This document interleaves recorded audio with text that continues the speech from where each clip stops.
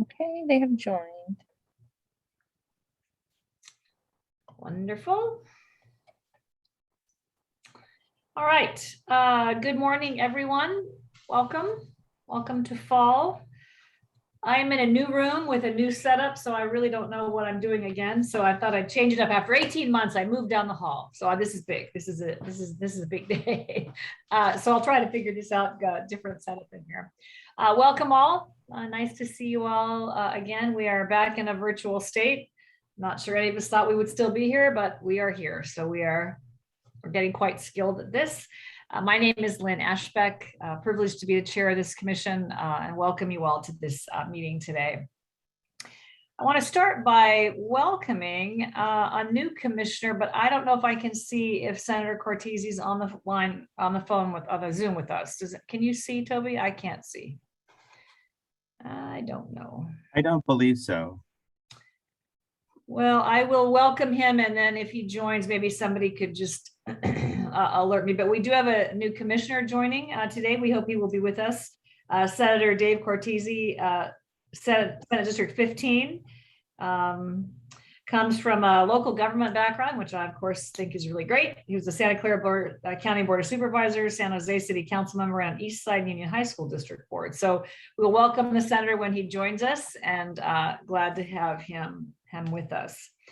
Again, thanks to everybody for being here. We continue to try to frame up our agendas around our strategic goals and objectives, to bring you innovation plans that need action, to report on work we've done so far, and then to spend a little time thinking about maybe issues that require some conversation. We'll do that today. We'll hear about some work around art, and we'll talk a little bit about the triage process coming up. And I think we have one innovation plan on our agenda. So let me start with a couple of announcements before we get going. Our next meeting is October 28th. At this point, it will also be in this now familiar Zoom format. The agenda will be posted on October 18th, so you can watch for that.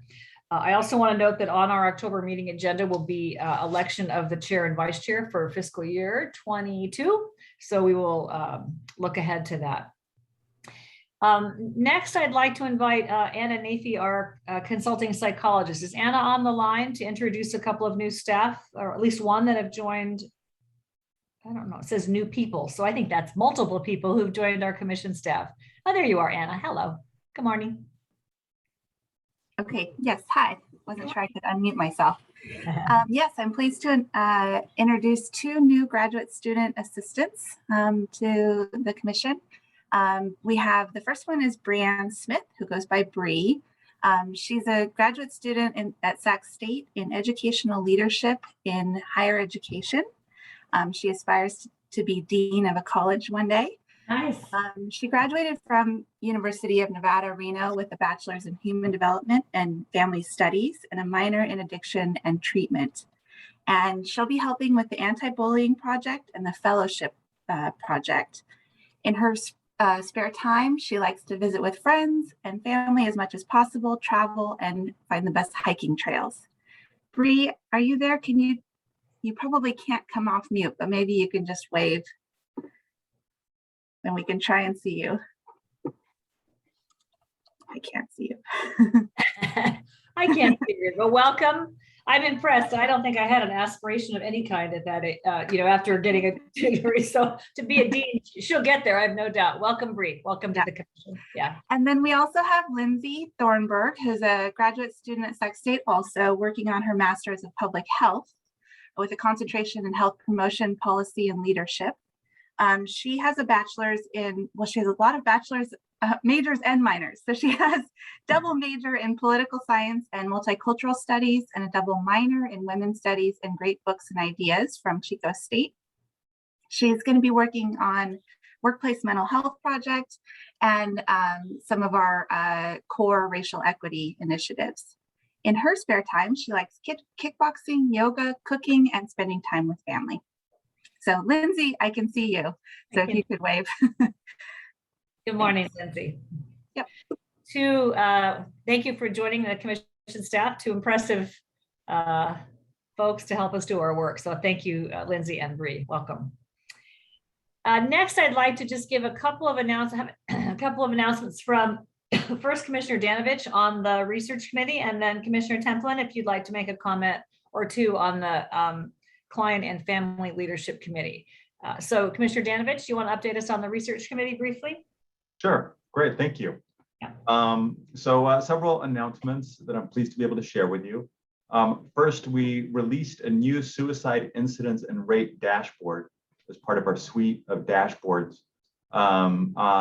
during the National Suicide Prevention Week last week. So this new dashboard allows users to explore data from the California Department of Public Health about suicide and to be able to break down that data by demographic factors, location, a variety of different indicators that are there. This is part of our implementation of the Striving for Zero plan. And there's additional information about this that you can find in your handout packet. But I encourage you to go ahead and click on the link and check out the dashboard. It's really, really elegant. And it's hard to express how much work it is to get all the data lined up on the back end to make it appear in the way that it does on the front end. So please take a look at it, and I hope to hear your feedback. Second, during our last committee meeting on September 1st, we presented to the Research and Evaluation Committee the Commission's plan and methodology for evaluating the triage round 2 programs. There was a really excellent discussion about the strengths and some limitations of that plan, and a majority of the committee endorsed moving forward with the plan with some actionable sort of constructive feedback about things that we could do to improve the plan. Our next step is going to be to work towards incorporating that feedback and presenting a plan that has those edits and recommendations back to the committee during our January 12th meeting, which you're all welcome to attend. And then finally, Kyle Masson from the Research and Evaluation Division will be presenting, has had a presentation accepted at the American Public Health Association conference. The presentation uses data from California FSPs, full service partnerships, to examine the characteristics of clients who have lost custody of a child and the predictors of parent-child unification. The findings from this are going to be published in a journal, academic journal, next year. And the hope is that findings from this are going to help support improvements in programs and planning and services for parents with serious mental illness. So a big shout out to Kai, to the Research and Evaluation Division, and to Ken Barrick, who helped greatly, given his expertise in that area, developing that work. So thank you all. Thank you, Commissioner Danovich. I appreciate so many things about you, but you're the only person that I know that uses the word elegant to describe data. And I think that's so impressive. So thank you for that. Only data that somebody else has formed. I see a few people like Dr. Early and Steve Carnevale smiling. People, if you love data, I guess elegant is a perfectly good adjective. But for someone like me, I'm like, elegant. Okay, so thank you for all you do, and Commissioner Barrick for your work, along with Commissioner Danovich and Dr. Early for making all that possible. So thanks for all that. All right, Commissioner Templin, would you like to give a brief update from the Client and Family Leadership Committee? Yes, thank you, Chair Ashpeck. I also wanted to, before I dive in, just acknowledge how these times are very difficult for us, especially for communities trying to find safety and watching the news, and our Haitian brothers and sisters are, what they're experiencing at our border is definitely impacting me and many of us. And so I just wanted to acknowledge that, because the vicarious trauma is really there in our lives. But the Client and Family Leadership Committee, in regards to our meetings, we didn't meet since the last time the commission met, but we are going to have a meeting this month. The committee will continue its efforts to determine the components of a implementation guide designed to assist counties in their efforts to launch peer specialist certification. And it will be important for county behavioral health departments to have resources available that guide them through the steps for hiring peers and supervision approaches, core competencies, and methods for supporting peers who are working in mental health. And right now, we all could use, the workforce can use a boost of more diversity and inclusion. And so peer support specialists definitely can bring that to our system. Our next meeting is September 28th from 1 to 3, and we'll be identifying components for the implementation guide. And then we also have another meeting on October 19th from 1 to 3 to continue to work on our efforts. And I look forward to those, many of you to be involved in that and providing more updates. Thank you. Thank you, Commissioner Templin. I want to go back just a moment and welcome Senator Cortese to the commission. Good morning. Good morning. Thank you. I'm very honored to serve with all of you, and hopefully I'll have a little bit of context, having served 12 prior years on the Santa Clara County. Very much. Yeah, we're glad to have you here. And I appreciate your local government background and know you will bring lots to the commission. So welcome. Glad to have you here. Hope to meet you in person one day. That's a goal for all of us. I'm not sure when, but someday. So welcome. Welcome. All right. So I don't think I've missed anybody or anything else at this moment. I'm going to ask Amirani to just review the public comment procedures. So Amirani, can you do that quickly, please? Yes. Thank you. All members of the public will have the opportunity to offer comment at this public meeting as described in the agenda. We appreciate your patience and understanding as we learn and adjust to improve these virtual meetings. We welcome your comments. Public comment will be heard for each agenda item. Please listen carefully as I go over the public comment procedures. If you would like to comment on an agenda item, please wait until that agenda item starts. You may request to make public comment by clicking the raise hand icon on your computer or the app, or if calling in by phone, push *9. You will be placed in a queue to comment on that agenda item. When it is your turn to comment, the moderator will unmute your line and announce your name or the last 3 digits of your telephone number. When you are unmuted, we are able to hear you. We will do our best to take comments in the order they are received. Please note, once the public comment period for the agenda item starts, we will close the public comment queue. The moderator will insert the word last comment next to the commenter's name or number to identify the last public comment. So please make requests to comment as early as possible. Members of the public should be prepared to complete their comments within 3 minutes or less, depending on time constraints. When we have reached the end of your time, our staff will let you know, but we will let you finish your thoughts. This is easier when we can all see the clock. We don't want to cut you off, but we do need to maintain time limits. We appreciate your understanding with this process. Also, I would like to mention that a live meeting transcription or closed captioning is available for public members needing special accommodations. If it is not currently visible, please activate the closed captioning feature located in the control bar at the top or bottom of your screen. Chair Ashbeck, I hand it off to you again. Thank you, Amirani, for that.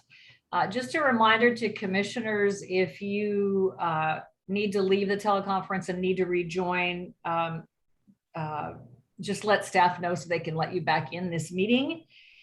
And I think if anyone wants to make a public comment on the announcements earlier, you may do that during the public comment. So again, welcome. We'll take a break in a little bit, maybe 10:30, 10:45 or so to give us a chance to move around, but we look forward to a productive meeting today and we will be adjourned by 1 o'clock. So we'll start with a roll call. Maureen, would you please take the roll? Yes, Madam Chair. Chair Ashbeck. I'm here. Vice Chair Madrigal-Weiss. Present. Thank you. Commissioner Alvarez. Commissioner Barrett, Here. Commissioner Boyd, Commissioner Brown. Here. Thank you. Commissioner Bunch, Commissioner Carnavale. Here. Thank you. Commissioner Carrillo. Commissioner Chen.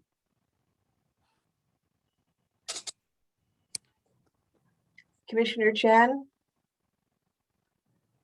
I'll come back. Commissioner Cortese. Here. Thank you. Commissioner Danovich. Here.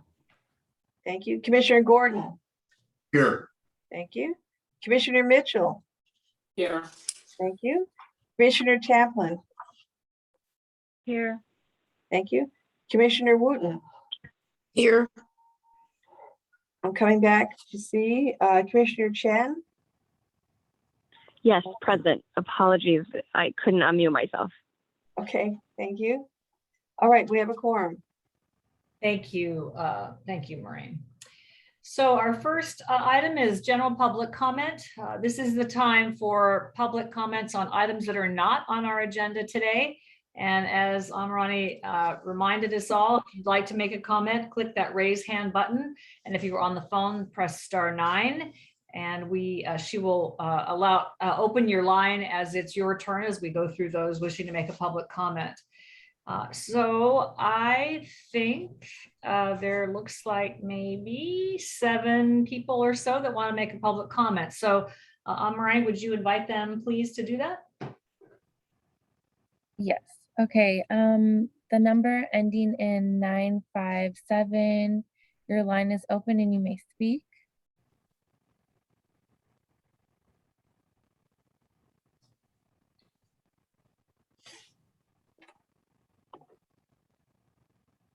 (957).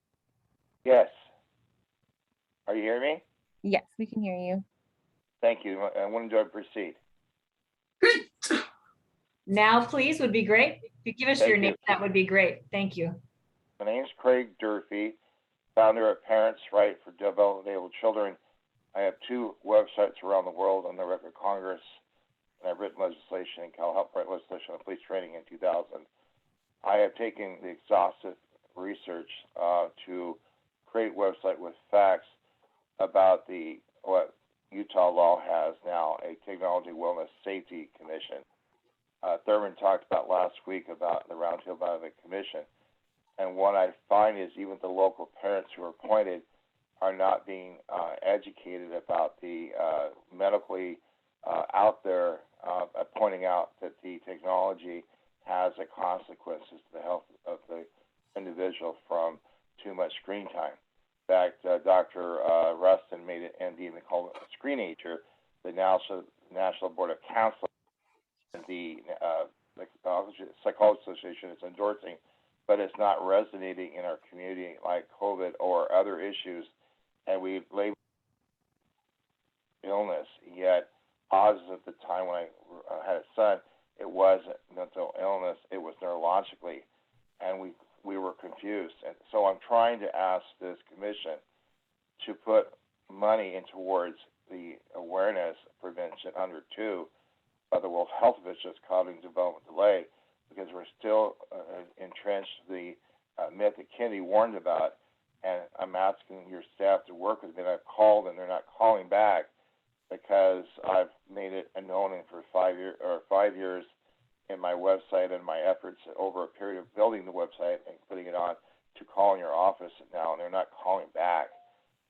We are AB 272 of 2019 spoke about a psychologist for Einstein book and warned us about the phones in school, and yet we still are floundering with the idea that we're going to have an opportunity through this process of the commission, and those who have called the state assembly and Senate are going to move forward. In SB 224, Janet O'Donnell Umber about having health training and mental health for our teachers and students. Yet we have Hope Squad of 34 states and 4 in Northern California and 8 in South Orange County. And I brought the first one, has a great opportunity to promote and screen your movie And gardening is another. The Psychologists Association, no, the psychologists at the Department of Health recommend we're not moving forward. We're assumption, the hypothesis that everybody's trained, and yet blue light is causing sleep privation and it's child abuse, and yet no one realizes that they realize that technology has a medical consequences, and it's not resonating to the commission or those who in the community who are not being aware to it. And so COVID is a big thing, and kids are dying much more in the addiction worldwide AP than it is the COVID. And I asked this commission and the people who are on this assembly or they're on the commission to realize that I don't speak unless it's on my website, and I have a ton of proof. Thank you. Your 3 minutes are up. Please wrap up. I'm trying to suggest that your staff work with me and the commission to put Technology Wellness Safety Commission and disseminate it in a way that has awareness so we can start bringing some legislation in the fall to bring wellness. Thank you for your, thank you for bringing that to our attention through this meeting. Thank you, Craig. Well, I'm doing my best, but no one wants to listen. Thank you. We heard you. Thank you. Next, please.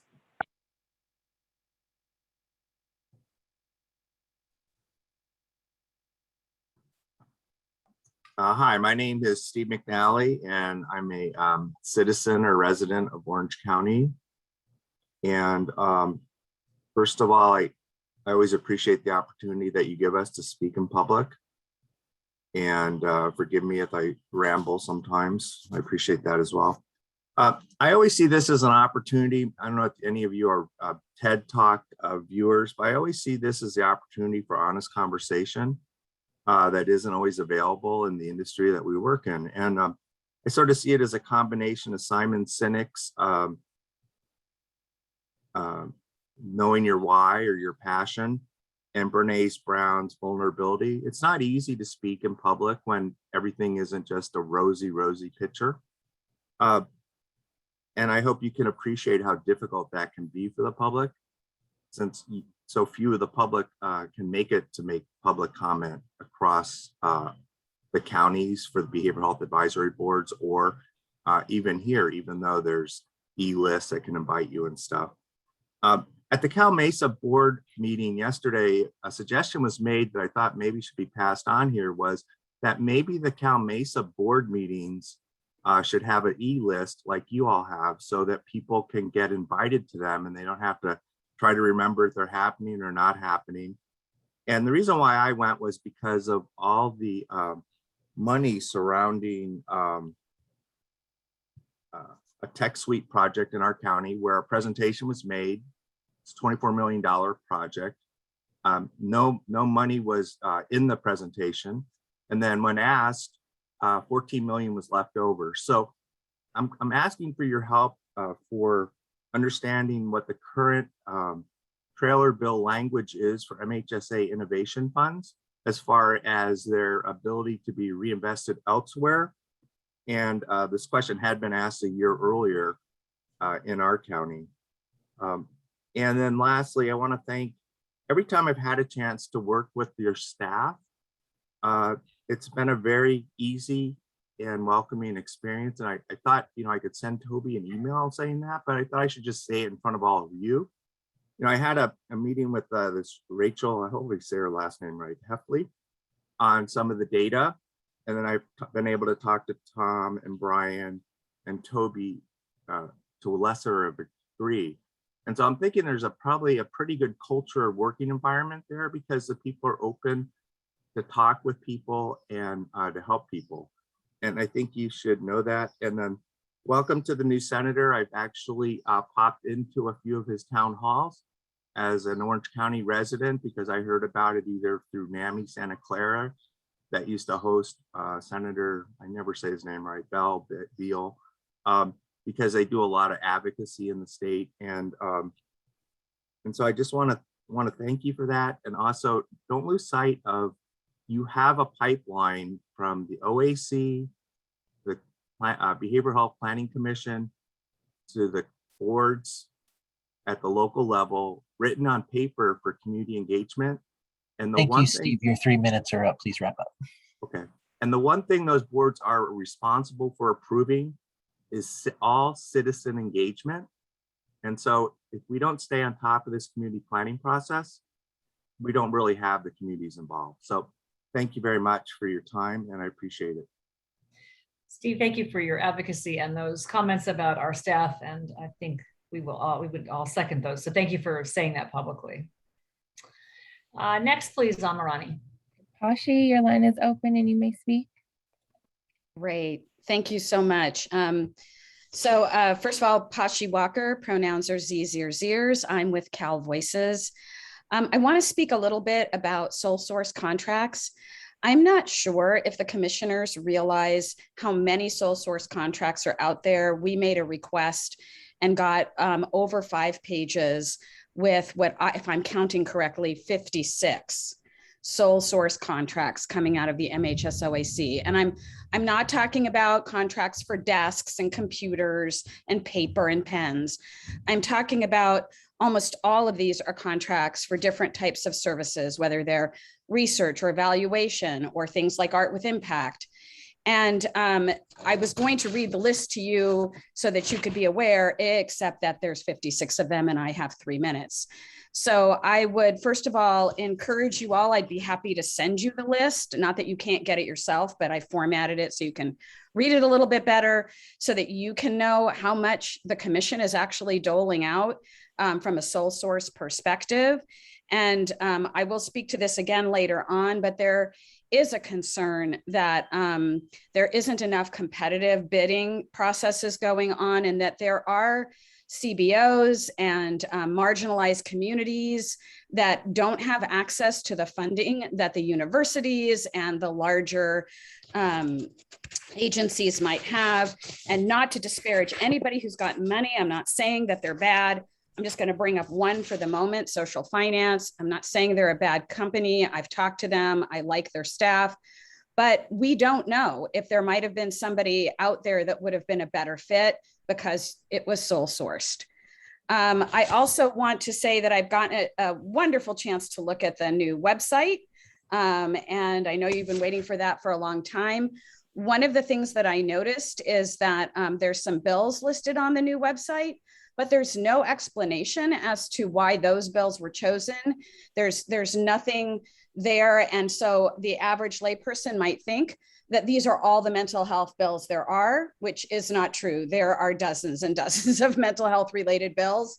And also, how is it decided what legislation will be brought before the commissioners?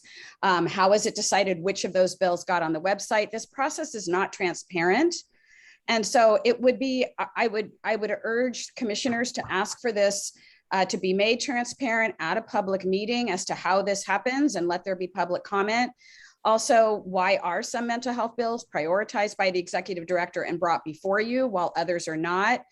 And also, where's the transparency regarding the testifying and other activities that the executive director and perhaps other MHSOAC staff, we're not sure, appear to be involved in when it comes to legislation and trailer bill budgeting and all of that?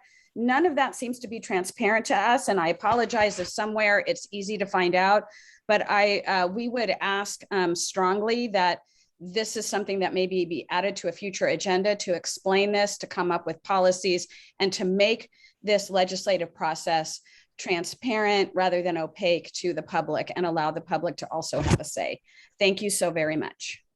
Thanks, Pashi. Next. Okay. Tiffany, your line is open and you may speak. Good morning. Can you hear me okay? Yes. Good morning. Awesome. Thank you. My name is Tiffany Carter. I am the statewide advocacy liaison with Cal Voices.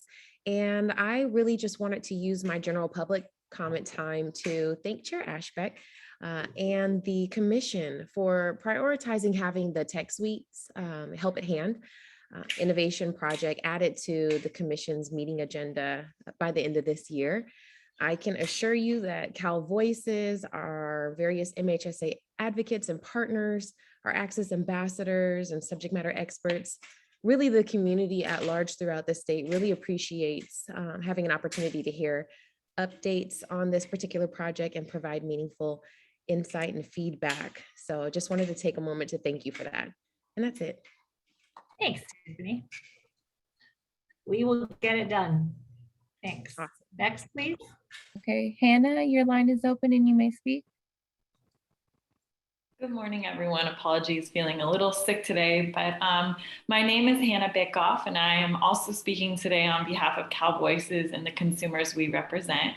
And today I just wanted to address our concerns related to the State Auditor Report 2019-110 Lanterman-Petras Short Act that was released last week and revealed the, quote, significant issues with how Californians with serious mental illnesses are cared for. I definitely encourage folks to take a look at this report if they have a chance.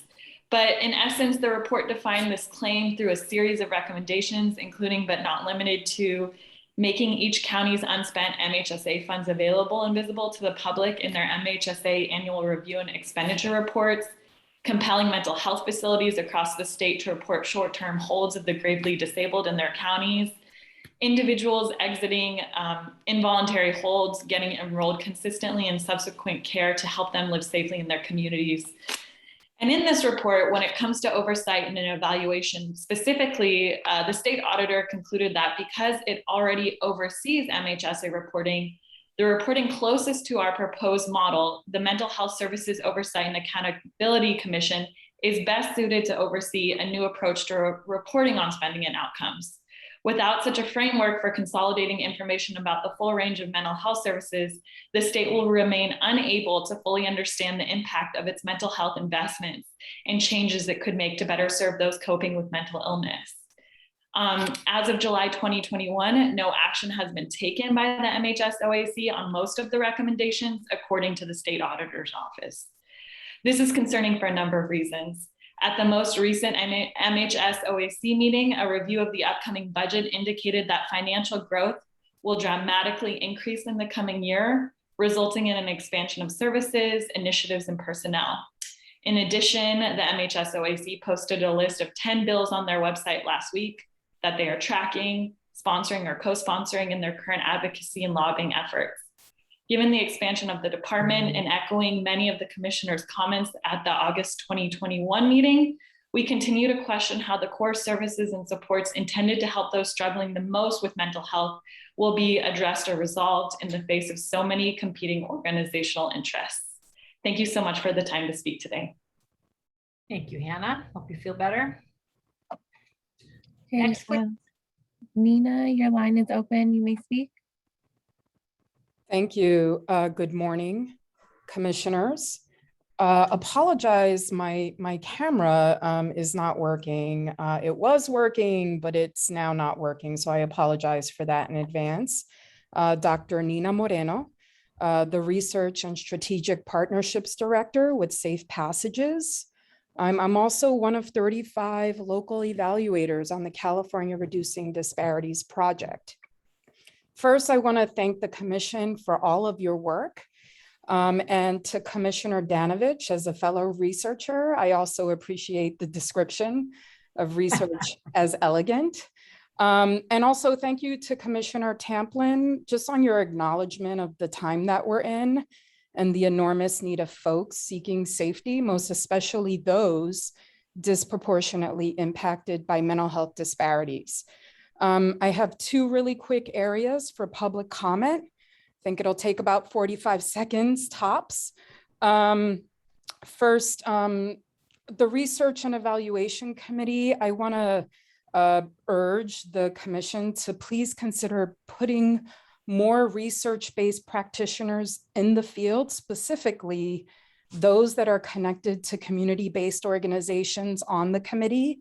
As I know you are all well aware, those closest to the problem are our greatest asset when it comes to developing solutions, including how to conduct research and evaluation, as well as how to leverage research and evaluation to bring about more Mental Health Services Act oversight and accountability. That's the first bucket area. The second bucket area that I have public comment on pertains to the PEI regulations. And I know that public comment period is structured in such a way where there really isn't an opportunity to go back and forth or have discussion, but I do hope I get an answer on the following question, which is one, when will the PEI subcommittee report come out? That's a question that I have. And then just one other last comment. I want to urge the commission to please put the PEI regulations inclusive of public comment on the next PEI subcommittee agenda. Thank you. Thank you, Dr. Moreno. Okay, Stacy, your line is open. You may speak. Thank you. Good morning. Stacy Hiramoto with REMCO, the Racial and Ethnic Mental Health Disparities. I want to give a special welcome to Senator Dave Cortese. I worked with your father when he was in the legislature. I even remember his office on the 6th floor. So it's great to have you with the commission. I would like to strongly support the comments of Dr. Nina Moreno. We have, as far as the PEI regulations in regards to the PEI spending priorities for counties.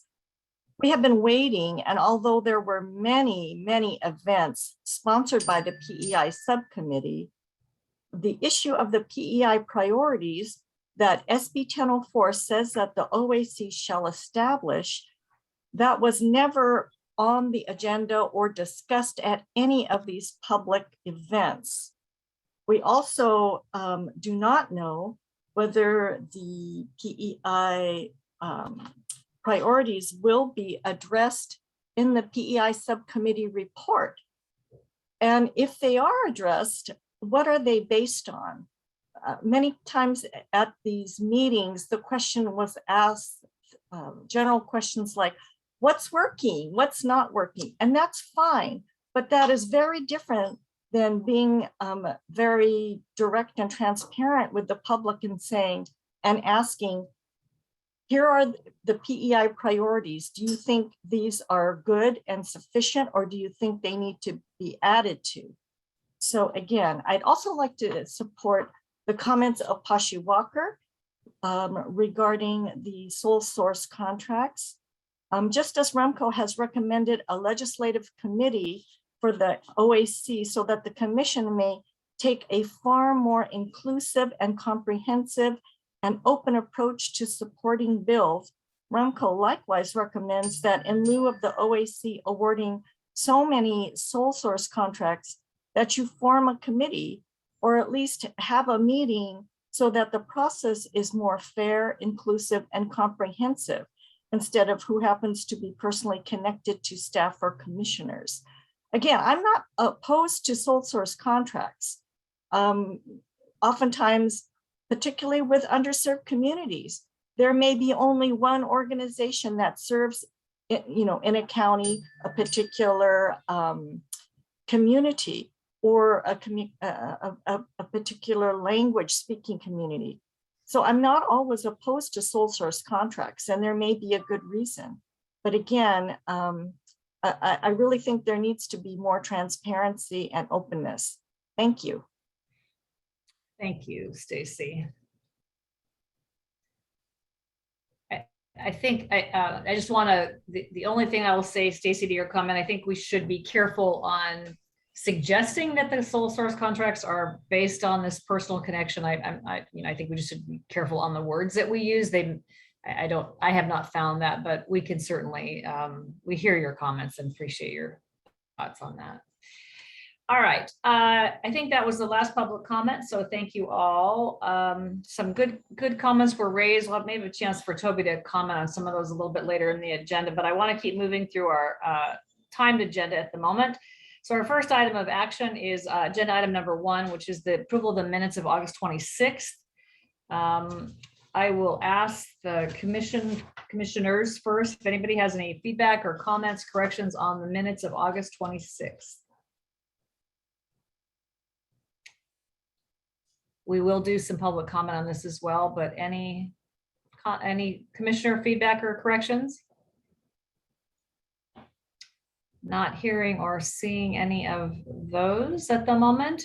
I see one public comment on the minute. So Amarani, will you open Pashi's line, please? Good morning again, Pashi Walker with Cal Voices, pronouns theirs. A correction on page 4, it lists me as the co-director of Out for Mental Health. I am no longer the co-director of Out for Mental Health, although I am still involved in the project. And so I just want to make that clear, and I don't want anyone to think I'm trying to take a title I don't have. Also, on page 11, we spoke to this last time about comments really being truncated. I said far more than what is written on page 11 about my concerns about the racial equity training that's happening for the MHSOAC. I happen to have my notes about CCOR and what, I don't know exactly word for word what I said, but I have my notes. And I made a lot of comments about intersectionality, and school to prison pipeline and other things that are just not reflected at all. This is the second time this has come before the public. And I think I really want what my concerns recorded to accurately reflect what I said, especially since this program is supported by mental health. And I'm not sure if it's MHSA or all mental health dollars and resources of the MHSOAC. So since it's a recorded meeting, I don't think there should be a problem. And then I would like to know, once that's corrected, how do we go back and see those corrected minutes? Are they going to be posted on that meeting date so people see them as edited and corrected? Or because so far that process also has been a little uncertain. So that's my request for those minutes, and hopefully next month I'll be able to see the corrections. Thanks, Pashi. Toby, can you comment on that item on the corrected minutes? I think I've had the answer before, but I can't remember the answer. So maybe you could help. Sure. So there's a couple of opportunities here. One is that we make the corrections as part of the adoption process of the minutes. The challenge is that minutes are not verbatim. They are a summary of the discussion that happened. And so it's clear that as we do our best to summarize in a minutes form, that an individual speaker may not be satisfied with the level of detail that is created. In addition to that, these minutes, the minutes for this meeting, also will reflect the conversation that is raised in these public comments. And so there's a couple of options there. What we've really tried to do actually is, and this is something that we're working on, is given that these are recorded, is to have the meeting recording available for public comment. Probably 2 years ago, the request was that we do a verbatim transcript of the commission meeting, and we recognize that the cost for that is prohibitive.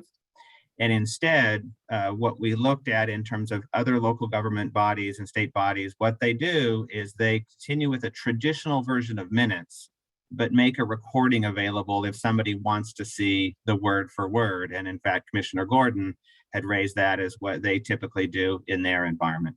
So we're trying to make sure that there is the level of accuracy that people are looking for in the recording, but we're not able to do a word for word transcript.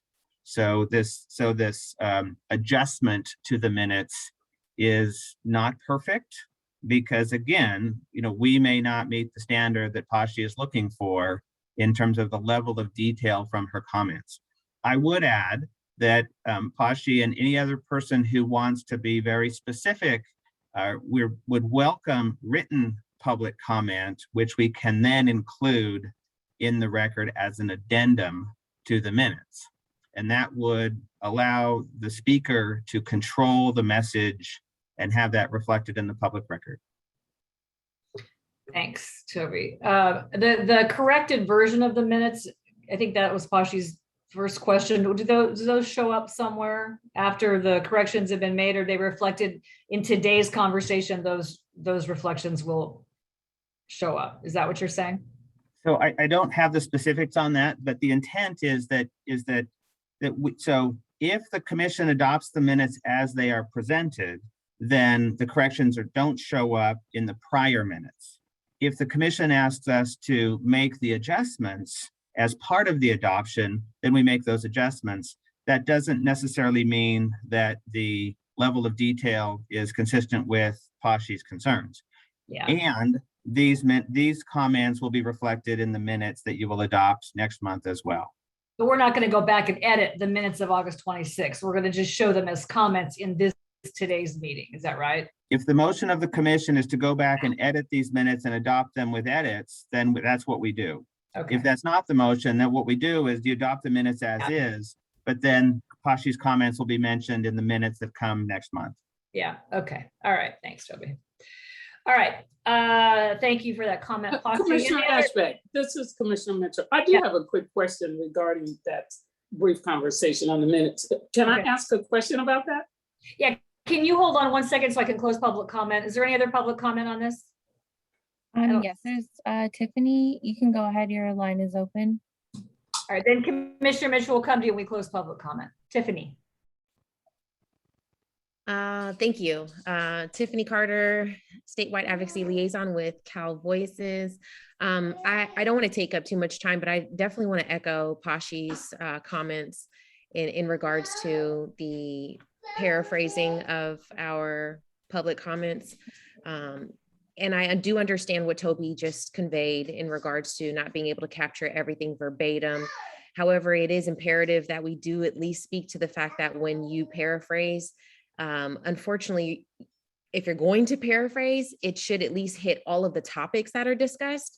And that's not even happening because on page 5, my particular public comment provided there in regards to the definition of innovation and the consistency of innovation plans being approved by this commission is not including a vast amount of what I said. It really just brought it down to saying that there's a need for county plans being approved by this commission to be innovative by the legal definition and to ensure that innovation is the appropriate mechanism and funding stream for innovation plans. And I did indeed say that, but I additionally gave an example of an innovation plan that was beautiful, that we often see come before this commission, but that it wasn't the correct funding stream and that oftentimes we do see the benefit of a plan and sometimes we overlook that it is not necessarily innovative by its full definition. And we see that it's beneficial for the community. And so it just gets pushed through. Additionally, at one point, the commission actually stated that innovation mechanism is one of the mechanisms it has to achieve the goals of transformation that the MHSA supports, and that the lack of consistent definitions of innovation and its application across counties makes this impossible. So really just want to ensure that what was said is being reflected as much as possible. I additionally said that the role of the commissioners is to determine if something is innovative and if it includes an evaluation plan that will produce learnings that other counties can replicate and or do what has worked. And the commission often has trouble with the latter piece, but approves the plans anyways, because we see the need, which I totally understand, and the case is strong. So just again, urging that, that if we're paraphrasing, we're touching all the topics that are being discussed as well. But I truly do want to advocate for some form of verbatim reflection. And I will start providing written comment to the commission to make sure that I'm capturing as much as possible for you guys as well. Thanks, Tiffany. All right, is that Amrani? Is that the last public comment? I think yes. Pashi has her hand raised again. Is something new to add, Pashi, or is it just more of the same? Okay, go ahead. Your line is open. First of all, I would like to request that my pronouns are used properly and I not be misgendered. And then because of Toby's comments, I do want to request that the commission take out that I am co-director of Out for Mental Health, because that is inaccurate. And I wouldn't want anyone to read these minutes and think that I had usurped a title that is not mine. All right, here, noted. Thank you. Thank you. Yep. All right, we'll close the public comment. Commissioner Mitchell, you had a comment on the minutes or this conversation about the minutes, I guess? It was just a quick question to Pashi's point, since this has come up before, and she just made the correction yet again for something that she wants to be reflected in the minutes. So my question is, can the speaker and Toby, maybe this is more directive, you can answer. Can the speaker articulate what they want reflected in the minutes? Like if they're given this long narrative, can they then say, I would like this portion of my comments reflected in the minutes? I mean, just so that the point they're making gets in there. Because I think it's unreasonable to expect minutes to be verbatim unless they are, you know, verbatim, which you said is cost prohibitive. But if they want what they want in there, can, you know, they say, well, I would really like that to be reflected just as which Pashi just did. I mean, my local government experience would say, sure, a speaker can say, I'd like the record to reflect, I'd like the minutes to reflect. So I mean, they can certainly say that.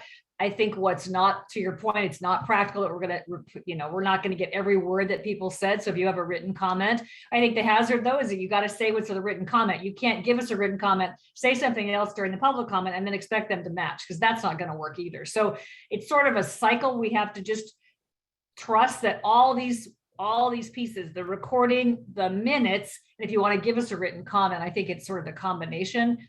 But sure, I think a speaker can say, I'd like the record to reflect this within reason. I mean, it can't be a 3-minute verbatim. That's not quite what you're saying, but sure, I think that's, I mean, I've seen that lots of times in local government settings, and I think people do the best they can to get it, and we may not always get it right. So all right, let's set this conversation aside a moment. Any other commissioner discussion on the minutes? Ken, your hand is up. I see, my friend.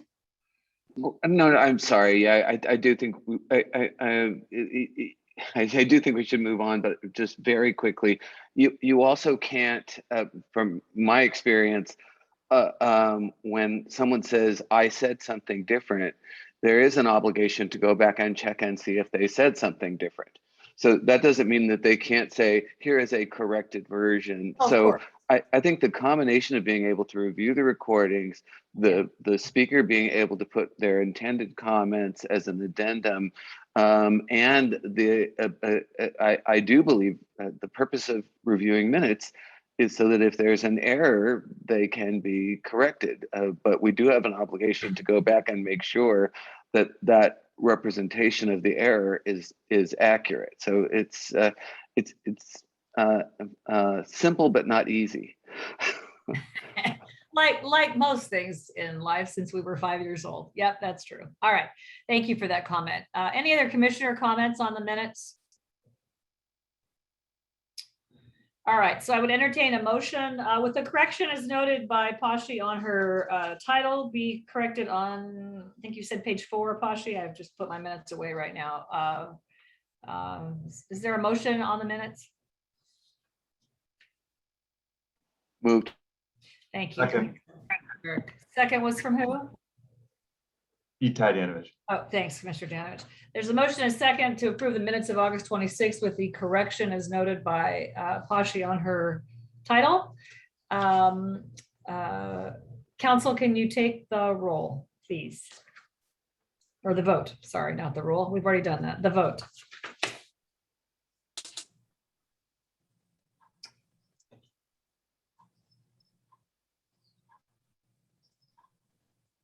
Maureen, you might be on mute.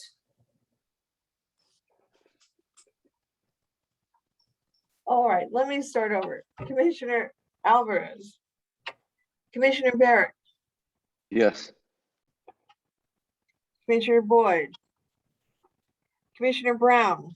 Abstain. All right, Commissioner Bunch. Commissioner Carnavale. Yes. Commissioner Carrillo.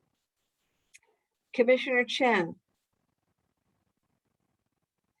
I'll come back. Commissioner Cortese. Aye. All right. Commissioner Danovich. Aye. Thank you. Commissioner Gordon. Abstain. Pardon me? Abstain. Thank you. Commissioner Mitchell. Approve. Thank you. Commissioner Tamplin. Aye. Thank you. Commissioner Wooten. Abstain. Vice Chair Madrigal Weiss. Approve. Chair Ashbeck, Aye. Commissioner Chan, Approve. thank you. All right, the motion passes. Thank you very much. Okay, our next item is to discuss a contract with Art with Impact, but more specifically, or more, maybe not, that's not right, more broadly, the work of Art with Impact and its impact in the mental health space and the difference it makes to carry some of the messages, and then we'll talk about the contract in that order. So today we're going to hear from Art with Impact's Executive Director and Founder, Carrie McQueen, about how the work aligns with the Commission priorities, addressing themes from youth wellness and equity and inclusion, substance disorder, and a whole range of other topics. So Carrie, thank you for joining us today. Again, we will take public comment on this. As you all know, click that raise hand button or press *9 on your phone. And so with that, I'm gonna first, I think, welcome Andrea Anderson, our Director of Communications, maybe to make an intro comment, I think. And then Carrie, I'm not quite sure what order you two are going to go, but someone drew the short straw. So whoever has a shorter straw goes first. And is that you? You know what, Lynn? I think you actually just covered everything I was going to say in perfect order. I know we're running short of time. So most of the commissioners are familiar with Art with Impact's work and how it aligns with all the Commission's priorities, especially youth mental health, as well as equity, diversity, and PEI. So Carrie needs no further introduction. I'll let her take over. Carrie, I know you were going to have Hillary run. I just want to make sure you're okay technology-wise. Yeah, so Hillary is logged in as AWI Tech. So if we can make it so that she can share her screen through that account, that would be perfect.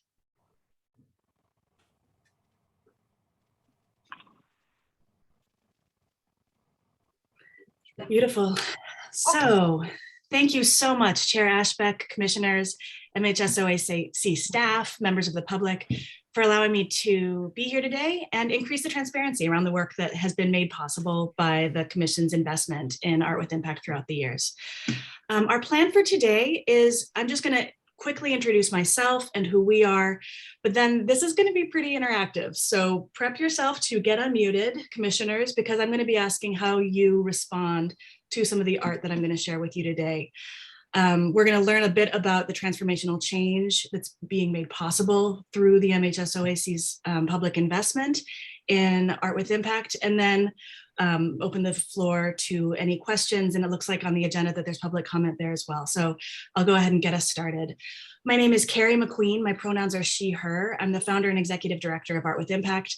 I think of myself as a California convert. I moved here in 2007 and I'm from Chicago, and I always thought I would end up in Chicago, and then I'm just addicted to California. I love this state. I love all of the good we can do here. I love the people and the things that we do. And the best way to think about like who I am as a person is that I really believe that everything is connected, which I think is probably evident in our work, that art and mental health are so connected. But I find that sort of model of thinking allows for a lot of innovation and exploration. A quick introduction to Art with Impact. Our mission is to promote mental wellness by creating space for young people to learn and connect through art and media. For us, young people is transitional age youth, so we're really focused on 16 to 25-year-olds.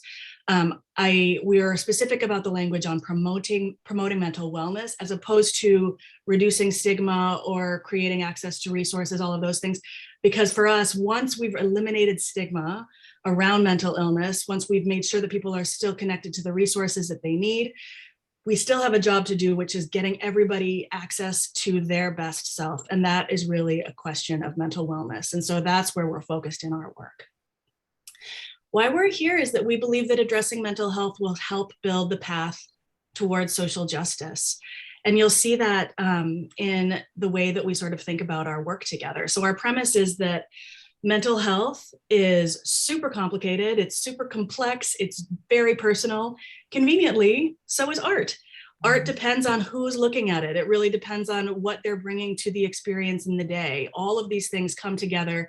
And so our intersection on the Venn diagrams, I mean, who doesn't love a Venn diagram, is really this complexity and combined with uniqueness.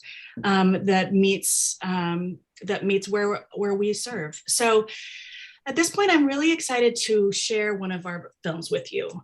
Since 2012, we've been building the most diverse library of short films about mental health in the world. This library is all very short films, 5 minutes and less.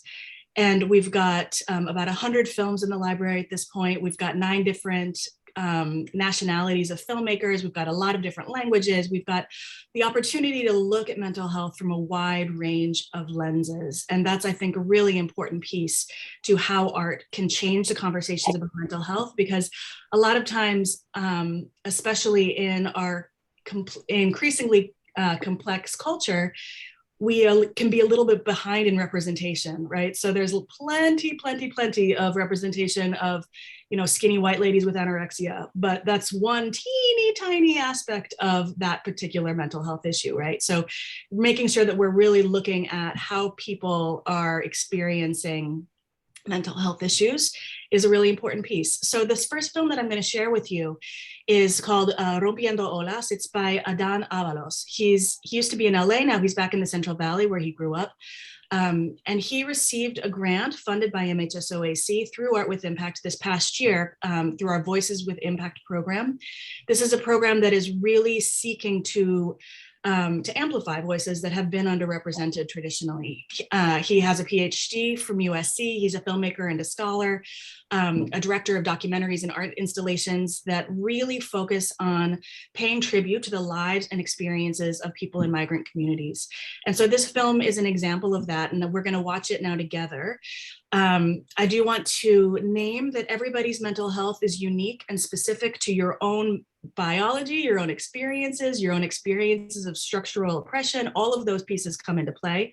So I want to urge you to take care of yourself as you watch this powerful art. This film includes a mention of physical abuse, alcohol use disorder, and a description of what it feels like to live with depression. So if those are issues that you need to take extra care of yourself around, please do that. And with that, I'm going to turn it over to Adan's beautiful film, Rompiendo Olas, Breaking Waves. And when we come back, okay, just say one more thing. When we come back, I'm going to ask you about what you thought and felt. So commissioners, get ready to unmute when we come back, and just notice while you're watching what comes up for you, both intellectually and emotionally, as you're watching this film. All right, Hillary, I'm ready.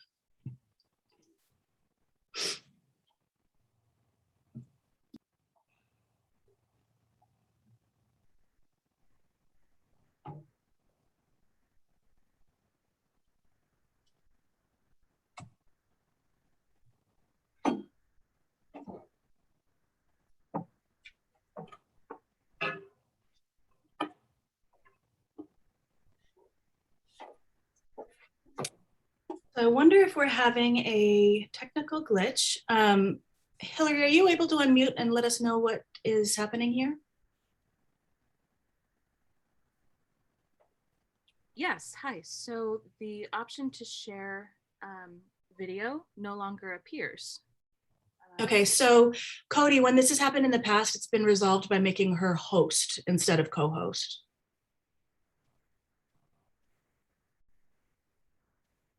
Okay, I can do that. Just make sure to make me host again ASAP. Absolutely. Okay, one moment, please.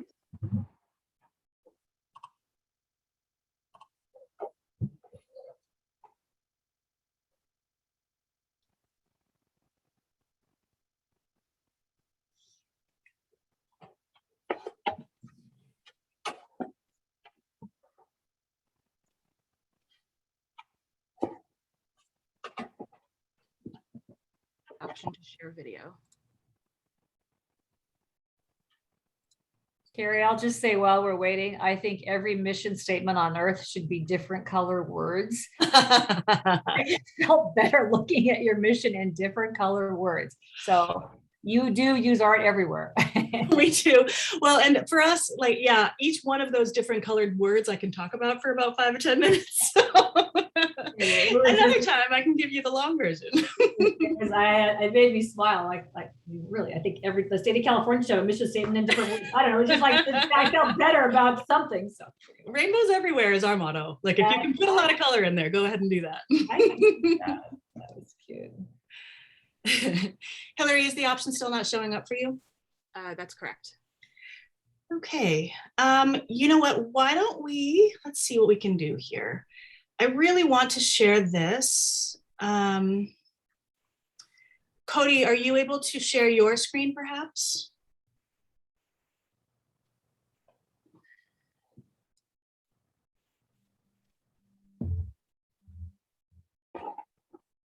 You know what? I don't know that would actually help us because you have to download the film. Why don't I move to some of the impact around the work, and then perhaps we can come back and see the film afterwards. That would be, I'll do that. I'll talk about some of the impact and then we'll come back and see if we can return. So throughout the course of our partnership, MHSOAC's funding has allowed Art with Impact to reach almost 19,000 youth. And one of the things that I really love about the way that we're able to work is that we do get a lot of feedback from everybody that we serve every single time. And here we have an Allen Hancock College participant who shared that everyone has challenges and how they're supported makes the difference in getting better. And you'll see if you get to see the films. If you don't, you can see them all on our website. So you'll get to have that experience that way.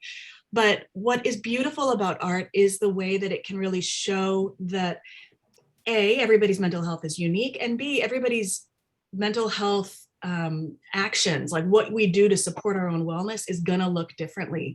And that is evident when you're seeing specific stories, when you're hearing people's holistic realities, right?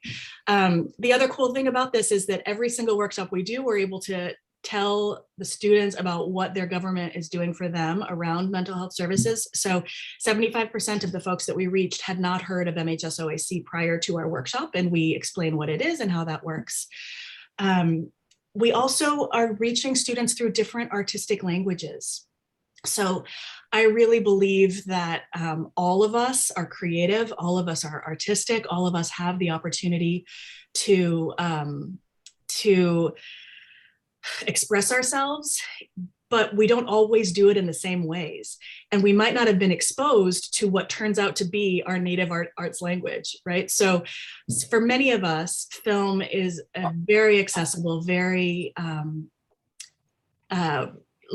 just sort of easy to grasp opportunity to think about art. And so most of our workshops are this second poster you see, Movies for Mental Health. They're using the library of short films that we've been developing to show really broad perspectives on mental health. But through the last several years, again, through the public support of MHSOAC, we've been able to develop programs that use different artistic languages. So we have a program called Our Bodies, Our Minds, which is a theater-based program that uses theater modalities. So people are doing embodied activities to the extent that they're able and willing, in order to explore for ourselves how to create more supportive communities of survivors of sexual violence. So the mental health impacts of sexual violence are myriad, like it's just such a long list. And it's a community issue. It's not just the responsibility of survivors to navigate a system that they didn't ask to be a part of, right? So this workshop really gets down to the specifics of what is it like, what can communities do to be more supportive. And a CSU East Bay participant who participated in this, in the CSU, our partnership with CSU East Bay is fantastic because they require most of their athletes to go through our programs. So one of their athlete participants shared that it opened my eyes and made me more aware of sexual violence. Movies for Mental Health, I've mentioned. A Crafton Hills participant said that it was a great way to see that we're not alone in life and there are other people in the world who are dealing with the problems that we're dealing with. We have another workshop that we piloted last year, we're having available this year, called Wellness in Words. This is a poetry-based workshop that allows us to dig deep into specific topics. So the 3 different topics that we're able to focus on now through this program, which will continue to grow, are mental health issues specific to the culture of masculinity, which impacts everybody of every gender. Mental health issues specific to LGBTQIA folks, which is important to those of us in the queer community as well as everybody else around, so that we can be as inclusive as possible. And then the 3rd workshop that we have in Wellness in Words is about hope and resilience. And that's really lots of writing exercises that allow people to sort of think about what might be getting in the way of hope and resilience for them and start to break through those barriers. A College of Marin student recently said that this was a safe space and community. I love that we are all strangers, and yet the conversation flowed well. People shared some really personal writings. The last workshop we have available is called Black Mental Health Matters. It is a Black-centered event. So the Black students who attend are really the focus and the center of all of the content. Allies are allowed to participate though. So what's really nice is it's an opportunity for allies to learn how to be allies by shutting up sometimes and listening and learning. And that's a really beautiful opportunity that we have. A Long Beach City College participant shared, it was very eye-opening to know that there are other people that look like me and that have been experiencing and feeling the same way I have, especially during this pandemic. It's also very comforting having everybody bond and just love one another. So the Black Mental Health Matters workshop is a circle-based activity. So it's really designed for all of the Black participants to have an opportunity to be seen and heard by each other. It uses poetry, film, photography, and that's it. So three art forms in one workshop. So that one's sort of you get a lot. We are reaching students where they are. So prior to the pandemic, we were only ever in person on campuses because that's where the students are. Transitional age youth really don't have, transitional age youth is a broad group. We work with college and university students. Eventually, I'd love for us to be with all of the TAE. But college and university students don't have time to be going to all sorts of extra stuff, right? So if we want to be there and have mental health conversations with them in a way that really encourages early intervention and prevention, the opportunity is to be there on their campus. Then the pandemic hit and that opportunity changed. And what was really beautiful about that in switching to virtual workshops is we got people that I don't think were coming to our regular workshops, and our data really bore that out. I always think about us as this sort of like first step in sort of creating awareness about the fact that you can talk about mental health, that you can have these conversations. It turns out there was a step in between where we were, like, because our events have mental health in the title. And so there was a big swath of students who didn't feel safe yet coming to a live in-person event where they would show their face with mental health in the title. And a lot of them could come to our virtual workshops. So it's actually been a really like happy accident from having to go virtual that we get to have this expanded influence and the ability to reach people where they really are. I spoke about our multiple artistic modalities. And then this year, we also have a new program called Continued Connections. Especially during the pandemic, loneliness has been spiking.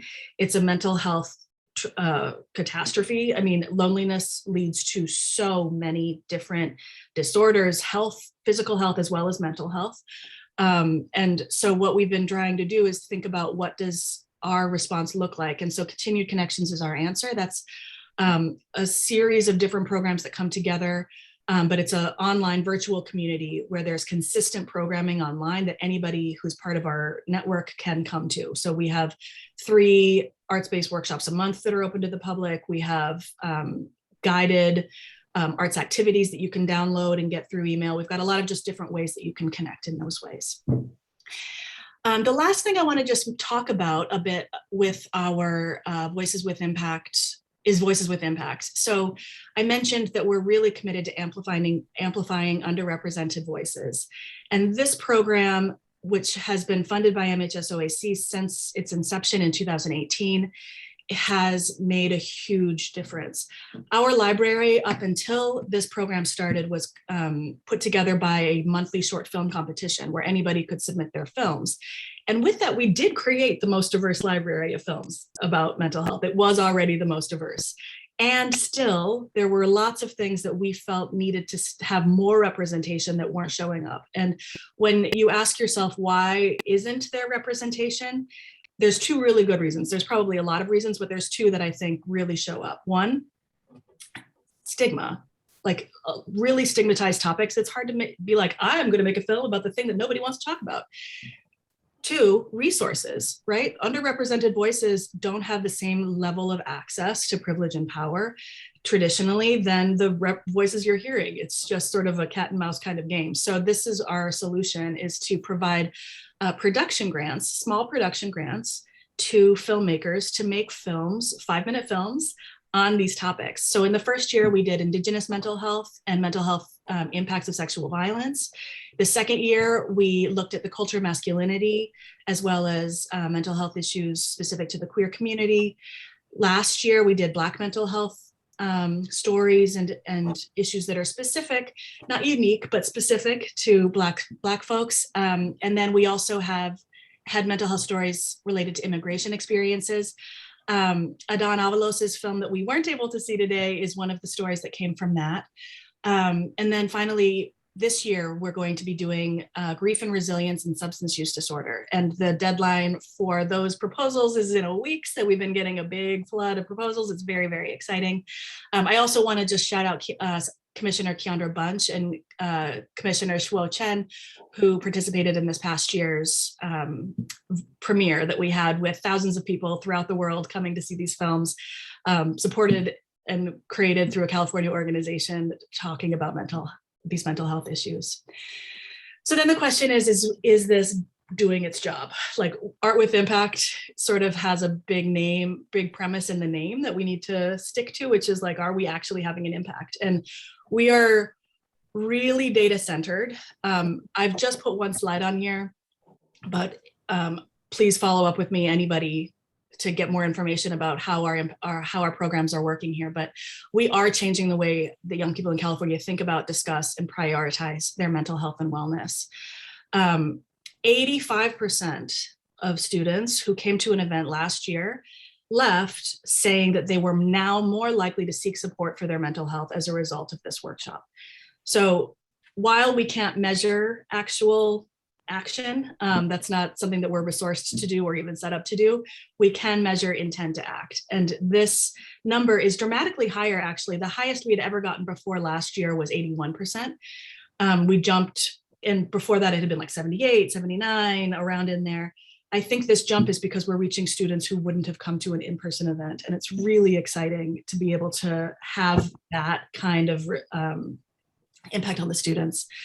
96% said that the workshop reduced their stigma around mental illness. And we do define stigma in our workshops as something that is negative, untrue, and that you can believe yourself. So you can believe a negative, untrue thing about yourself. And so 96% of the students said that something that they found negative, untrue, that they had potentially believed about themselves related to mental health had been reduced. So that's a beautiful statistic as well.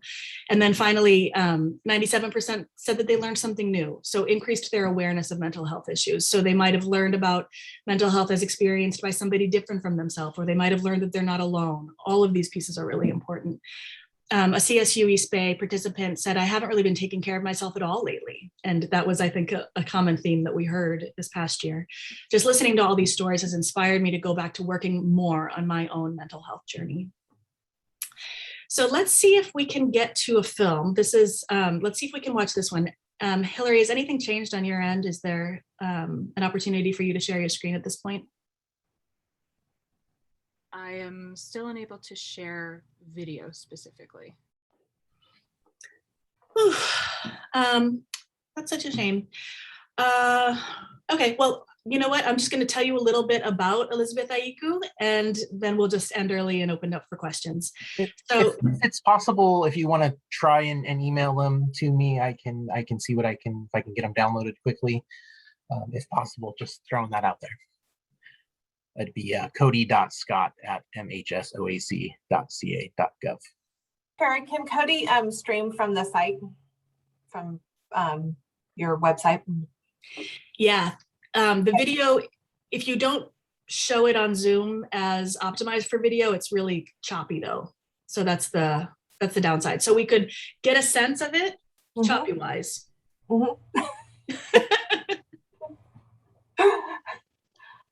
Lynn, I think you're on mute. You seem like a good storyteller, Carrie. Why don't you just tell us a brief story about Elizabeth's film, and then we will sadly have to do this on our own, but we will look forward to watching the videos. Just to make it easier for everybody. So tell us a story about Elizabeth. Absolutely. I think you could do that. I can, and I'm happy to. So Elizabeth Ayuku, I'm just a huge fangirl of this human. She is outstanding. She won our short film competition in February 2018. After that, this film that I really encourage everybody to go watch after this, Little Elizabeth. We were all just such big fans of the thing. We stayed in touch with her. She became an advisory board member for us for 3 years. She's based in LA. She creates narratives, shorts, and commercials, and she's currently in production on her first feature film. Little Elizabeth is a first-person narrative film, and it tells the story of little Elizabeth. It's autobiographical, but sort of, changed a little bit. So based on a true story. And it shows her walking through the beautiful streets of Long Beach, going through the town to the ocean. And as she goes through the town, we get to hear all about how she hadn't been respected, how her boundaries hadn't been respected, how her experiences hadn't been what she had wanted them to be, and how she had always just fought herself because of her reactions, her strong visceral reactions to these realities. And then one day she learned to listen to the little girl inside her. She learned to listen to the Elizabeth who was just scared, who was just trying to share that these things weren't okay. And once she gave herself that love, she was able to start responding lovingly to herself, to her young self, and say, I'm sorry. And you, small Elizabeth, and me, grown-up Elizabeth, get to be here together now. And I love you, and you're not alone, and we are together. And so I really encourage you to watch it. I haven't even come close to scratching the surface on doing it justice, but it's really, really quite beautiful. Thank you for doing that.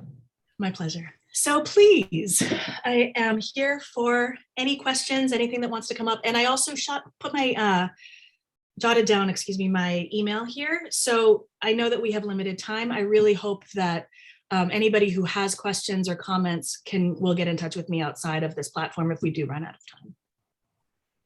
Thank you, Carrie, for that presentation and for circling back to the commission on something we have funded and the difference it has made. We've asked about that often, so thank you for doing that.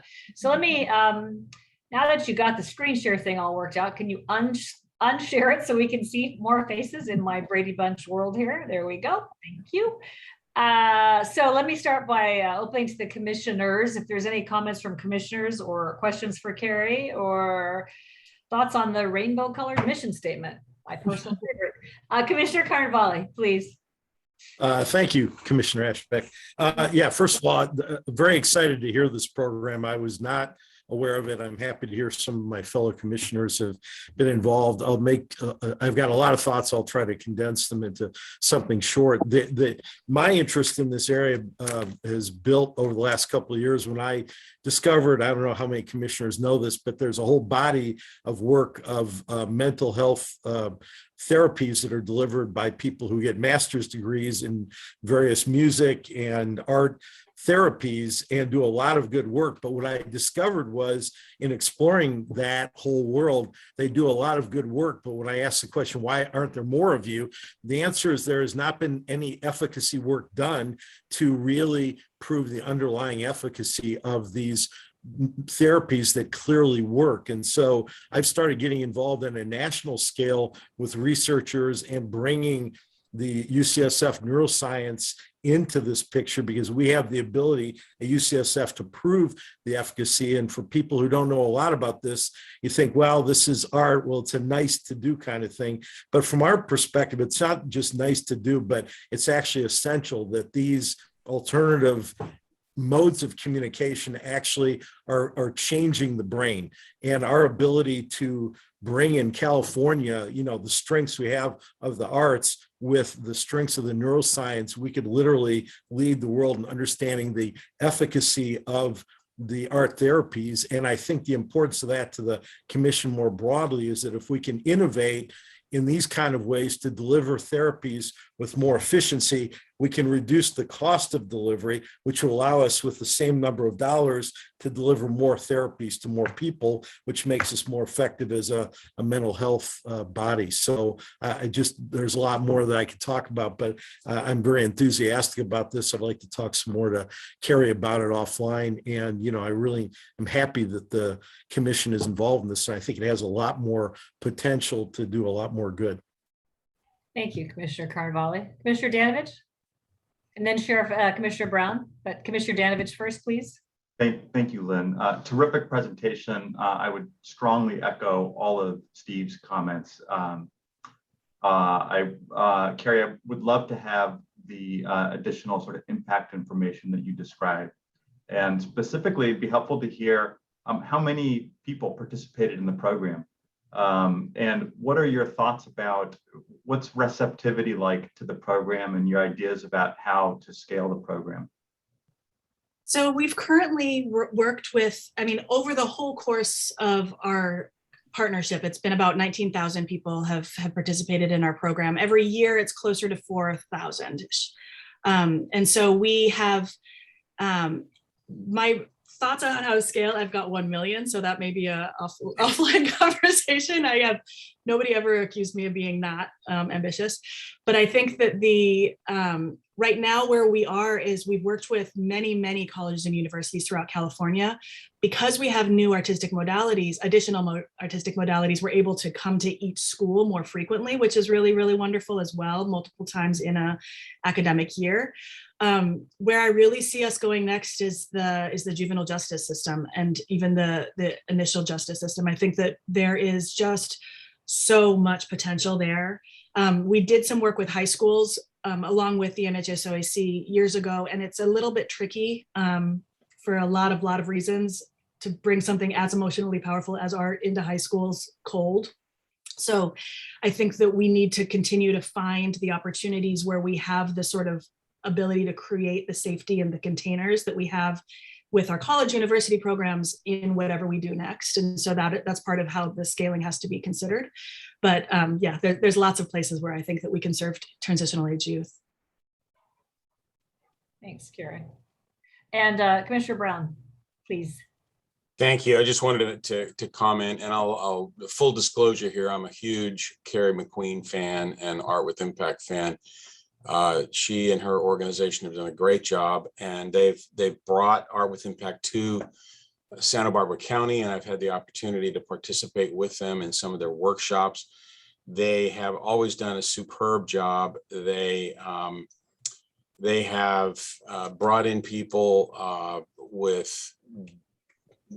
who have expressed deeply personal issues and struggles, and through the medium of art and through the medium of film have been able to really, I think, find a sense of purpose and find a pathway to help them in their recovery and their well-being. And just want to give a shout out to her and her team and the people that work doing this. I think, it's not only, are they doing a great job, but Carrie's such a great ambassador. She's always upbeat. She's always very passionate about what she does. And I believe that she has been a terrific partner with MHSOAC. And as a result of the mutual relationship, I think that Art with Impact has been a great success. So congratulations, Carrie. And I'm fully supportive of what you're doing. Thank you so much. Thank you, Commissioner Brown. Any other commissioner comments? I have a comment. Please, Commissioner Mitchell. Carrie, I attended one of your premieres a couple of years ago, Yay! And yeah, and I think it was your 5 filmmakers, beyond amazing. So again, I echo Steve's comments. I think that, and again, the parent of a child with a severe mental illness and watching his response to art is something that I do take note of, and the neuroscience of that. And so I would definitely love to see the commission do some more work or exploration or support in this area. So anything that we would do in this area, I would certainly sign up for it. I was very impressed with those films a couple of years ago. Thank you so much. Thanks, Commissioner Mitchell. Any other commissioner comments for Carrie? I'm just going to call you when I'm having a bad day because you seem pretty happy. So I'm just going to call you for that. Call me anytime, my friend. I don't know you, but I'm going to call you and now I'm going to know you. All right, let's open up to the public comment, please. I think I can see at least one hand. There might be more. So Amarani, I'll let you invite. I see Pashi's hand to start, or maybe others. So you have the cue. Okay. Pashi, go ahead. Your line is open. Hi, again, Pashi Walker with Cal Voices. My pronouns are Z, Zers, Zers. And first, I want to start off by saying that, yes, I agree. The Art with Impact program is very well done. The movies are excellent. Carrie is lovely. And I have no problems with their program in terms of what they are doing. However, I do want to talk about soul sourcing, as I said in my general public comment. At this point, Art with Impact has received $400,000 in soul sourced fundings, and they're asking for another 110, which would come to $500,000. And my concern is not just with Art with Impact. My concern is that there are many, many marginalized community agencies. There are many, many people out there doing work that never rise to the level of getting to show you for 10 or 15 minutes the amazing stuff they're doing and asking you for money. I'm not sure what the pipeline is to do that or how you get soul sourced here, but I meet them every day in the work that I do for Out for Mental Health.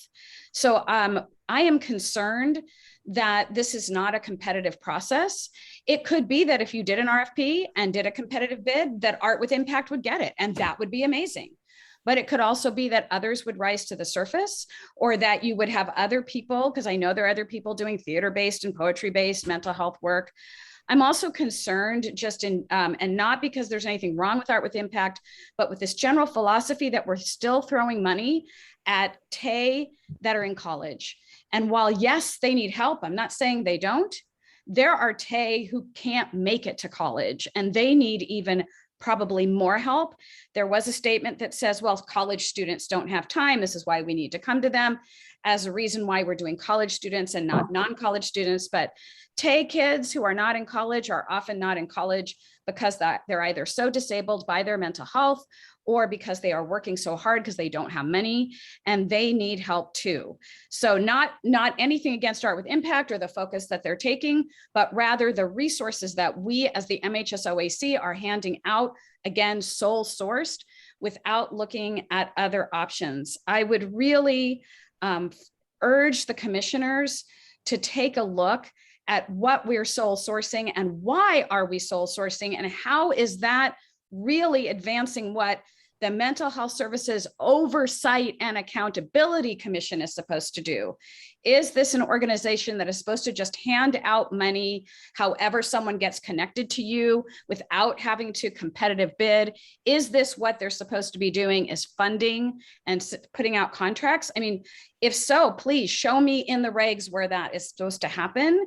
But I would really like to see that we give everybody a fair shake. And if there is just one person doing that work, they'll get the contract, as long as they can live up to a certain standard of quality.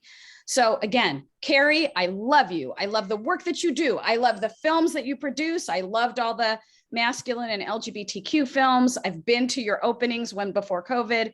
This is not against you at all. I wish you well, and I wish you luck. Thank you so much. Bye-bye. Thanks, Pashi. Okay, Andrea, your line is open and you may speak.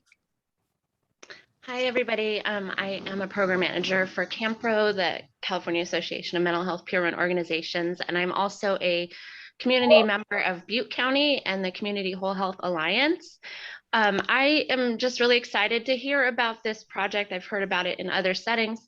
I really am a big advocate for arts for mental health. It's one of the modalities that has helped in my own recovery journey. I just want to say that I really hope that in the future we can expand something like this to older adults other than Tay. There's this notion that only young people know technology, which is not true. And I think by targeting just a specific age group, we're missing stories that need to be told and experiences that need to be had in other adults. And especially in the rural areas where film is a very expensive art. And there are a lot of other ways that rural Californians can really advance their mental health through art and other aspects. And so I'd love to see the rural communities more engaged in this. And also, looking at other countries of what they've done, I know in Scotland, they have a whole branch of their mental health system that's devoted to the arts. And I'd love to see that happen in California. And I'd also love to see programs like this reaching into the community-based organizations like Pashi alluded to, that there are a lot of agencies that are already working in these communities doing different art modalities for therapy and mental health, such as the one we founded in Butte County, the Diverse Minds North State Project, which publishes a book every year of art and writing in the mental health community. And we've had an art show. And I've heard of other ones in the Central Valley and other places in rural areas where people are working to do this. And I think it's more about the process than the outcome. So these films are really wonderful, but film is a highly skilled and highly expensive art form when there are many other art forms that can be very therapeutic, and it's more about the process. And so I'd love to see money invested in other art forms as well in the smaller communities. And I appreciate your time. Thank you. Thanks for your comments. And I think maybe one more, Ronnie. Yeah, Andrea Crook, your line is open, you may speak. Hello, this is Andrea Crook, and I would like to thank Andrea Wagner and Pashi for your comments. I wasn't planning on providing a public comment on this presentation, but I just felt compelled, and I want to point out the fact that Art with Impact, although it seems like a fabulous program, it's relatively a small amount of funding. I just was watching the presentation and just really struck by the amount of airtime that they were given on today's agenda. And it leads me to think about, all of these stakeholder contracts that you're funding. Not one time have you had a stakeholder contractor come and present the findings that on the work that they're doing.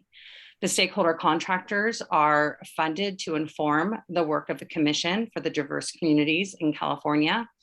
And yet on your website, there is no recognition of who your current contractors were, former contractors were, of their state of the community reports that they are all required to submit annually. So I just really hope that you can pause for a moment, discuss, and really elevate the work of your stakeholder contractors that are truly, there to inform the work that you're here to do, to serve. So thank you for your time. Thanks, Andrea. And now maybe the last one. Sorry. Stacy, your line is open. You can go ahead. Good morning again, Stacy Hiramoto with REMCO, the Racial and Ethnic Mental Health Disparities Coalition, also a member of the California Reducing Disparities Project.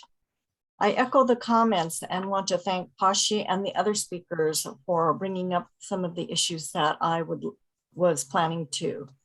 The presentation by Art with Impact was very compelling. And again, I don't want my comments to be anything deemed critical of the program, because it seems to be an impressive program and organization.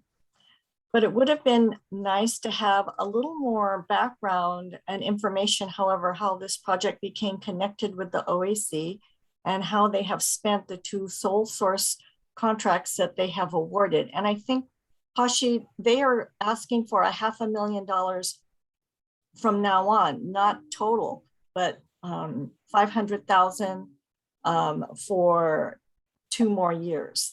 But anyway, even though I've attended the other OAC meetings, I don't remember when this project came or began, if it was through legislation or another project. And again, it was probably great, but it would have been nice to have that background.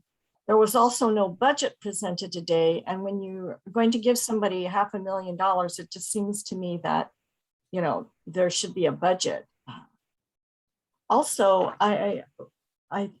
the board, I looked on their website. Well, she actually had a PowerPoint in the materials that was not complete here. And the board and the staff of Art with Impact are not diverse in terms of race and ethnicity. Their mission and vision statements do not mention serving underserved or reducing disparities. Although they have funded videos that center on underserved communities, and this is laudable.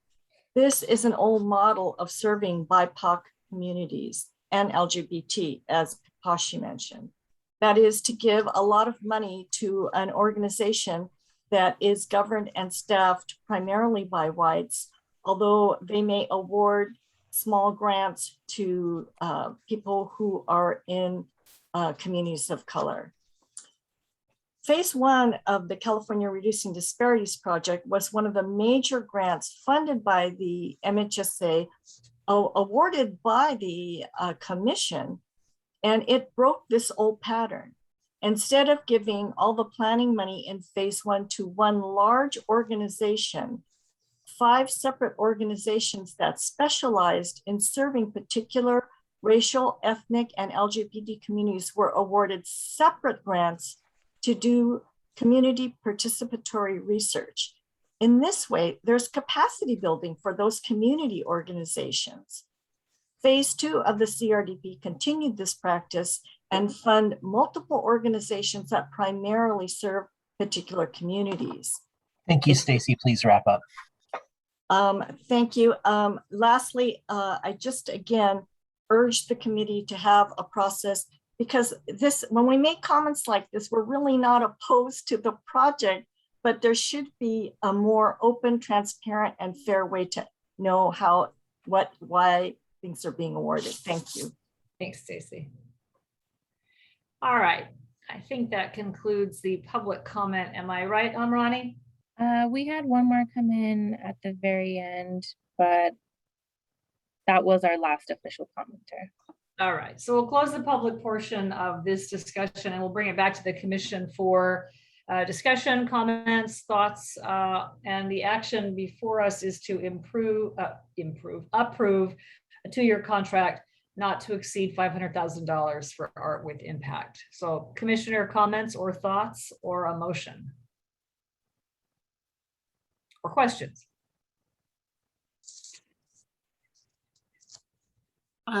This is Gladys, Commissioner Mitchell. Yeah.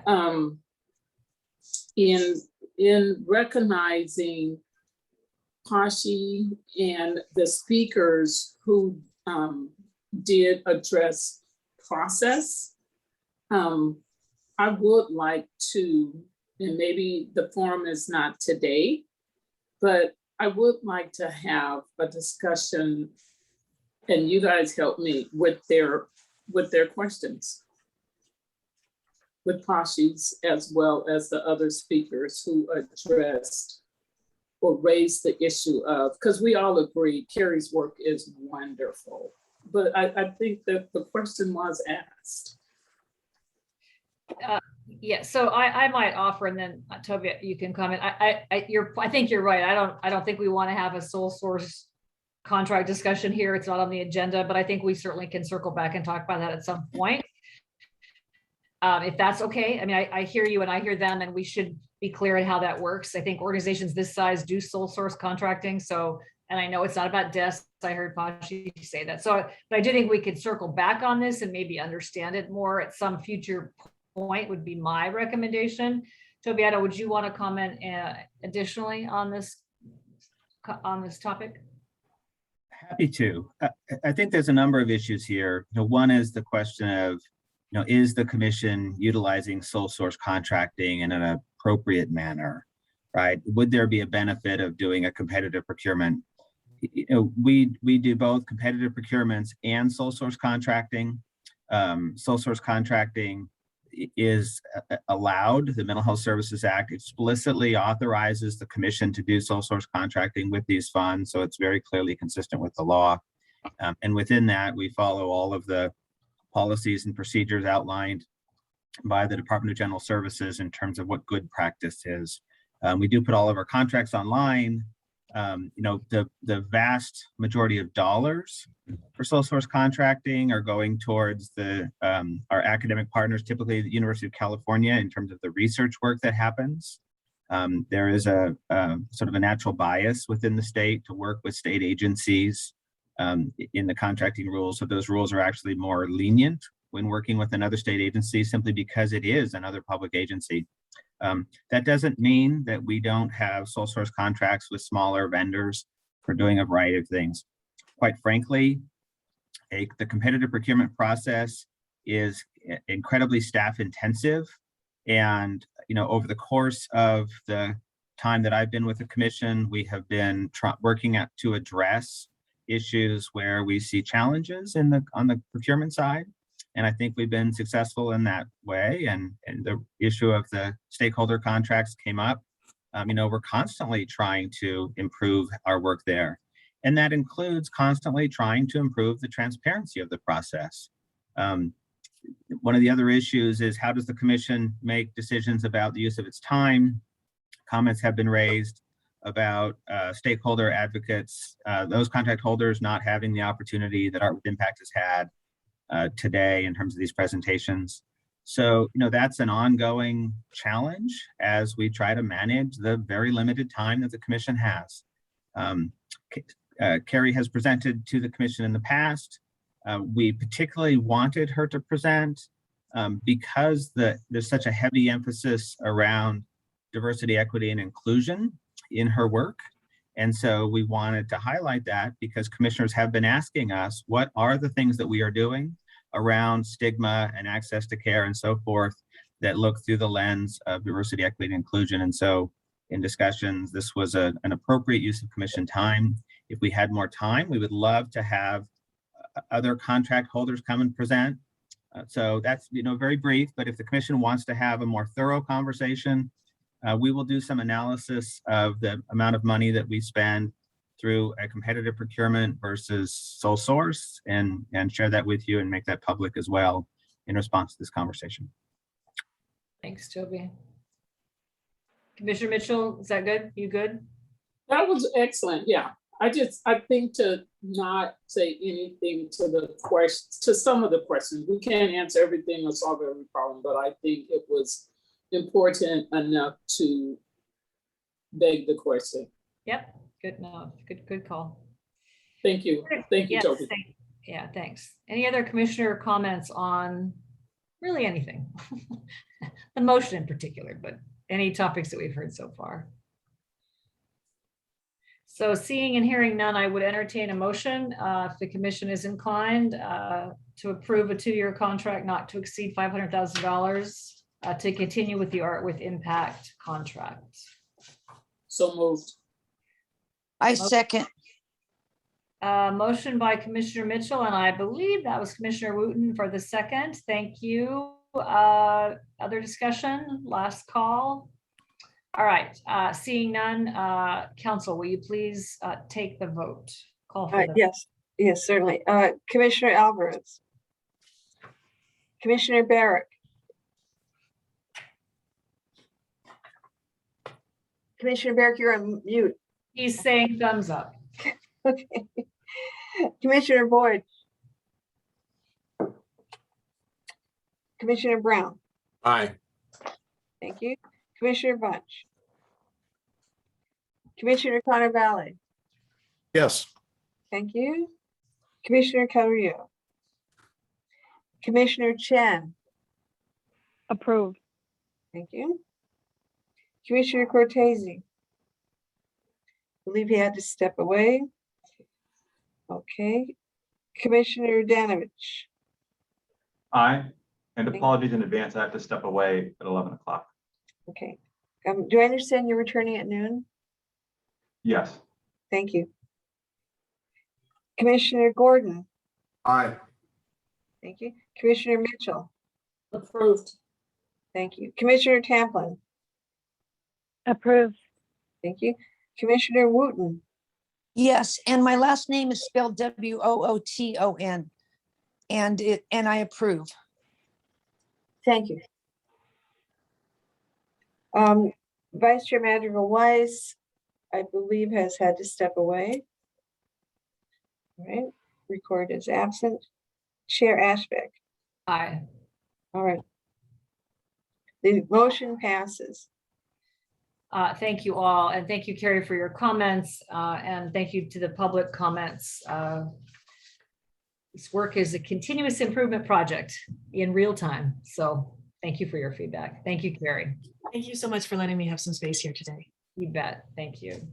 All right, I was going to take a break next, but I think what I might try to do is we'll do the next item because it's quite similar to the one we just heard, and then we'll take a break before the Marin County Innovation Plan. So if our Marin County friends are on the line, we might just switch it just like 10 minutes. So item number 3 is for the commission to consider authorizing the executive director to renew a 1-year agreement for up to $110,000 to continue to support Crossing TV's mental health outreach work to California's Asian language speaking population. I think, Toby, you're going to make some comments initially, and then of course we will open it for public comment. Thank you. Yeah, and Cody, it looks like we're getting us, there you go. So, what we've really tried to do is put as many of these contracts into the budget presentation that we did last month so that you can see them as a package. And we had the dollars outlined in the contract, but we erred and didn't put some of the detail in there. And so as a result of that, because of the rules of procedure for public review and commission review of the of contracts over $100,000, we added this to the agenda today. And but we didn't have time for the full presentation from Jinky Dollar, who is also here. And if our team could allow her to unmute to respond to questions if they come up. So Crossings TV has been a partner with the commission for a number of years as with Art with Impact. And let's go to the next slide, please. So this is a small effort on the commission's part to address the issue of stigma and awareness, and to really do outreach into communities that we often struggle to connect with. And Crossings TV is recognized as the most sort of prominent, prolific partner in media in terms of the largest Asian American markets in California. Crossings works not throughout all of California, but in their 35 of our 58 counties, really serving a diverse set of Californians in terms of culturally competent and language proficient information that is broadcast through both TV, but also through work that they do accessing communities in terms of cultural festivals. Go ahead and go to the next slide. Are we able to show this, Cody, Andrea? Yes, okay. So basically what Crossings TV does as a partner with the commission is allows us to do public broadcast messaging that is connected with TV content that is disseminated across the state.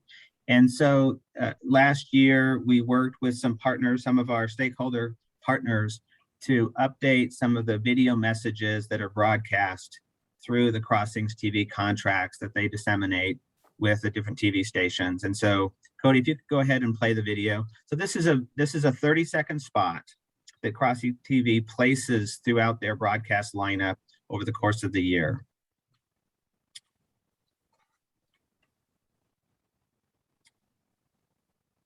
And all right, just a moment while I get it pulled up. All right.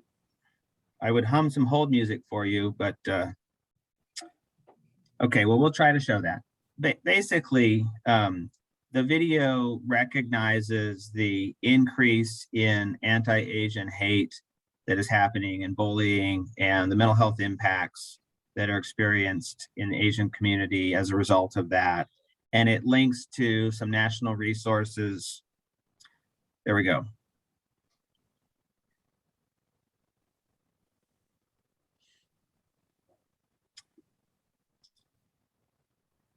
I don't think technology is our friend today. Yeah, I apologize. That's okay.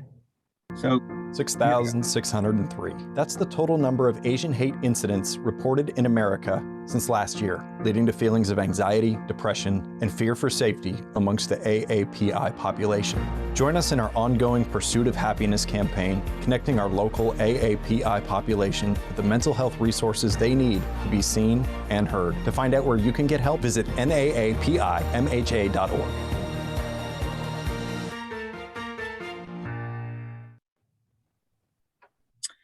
So this is actually the full clip. There's some additional information that links to national resources for people who will see these ads. Basically, what this contract does, and Jinky Dollar is here, and if you could wave, Jinky, and we'll work get you unmuted. Go to the next slide, please, Cody. If you could go back to screen sharing.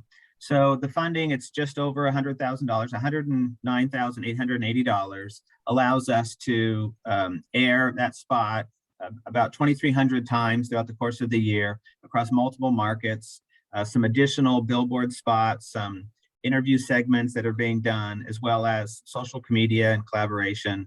And this work is being done in multiple languages. It is in terms of the work that we've been able to do, and perhaps some of our stakeholders have other ideas about how we can expand that impact.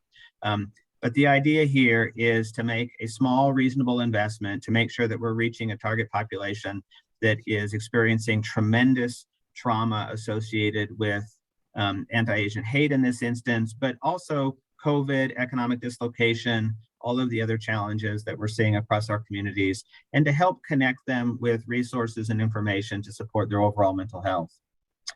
So if you have questions, happy to answer them. Again, we had intended to include this as part of the budget that you approved last month. We didn't do that, nor did we have time for a second full presentation along the lines of what we saw with Art with Impact, but we're happy to answer any questions you might have. Thank you, Toby.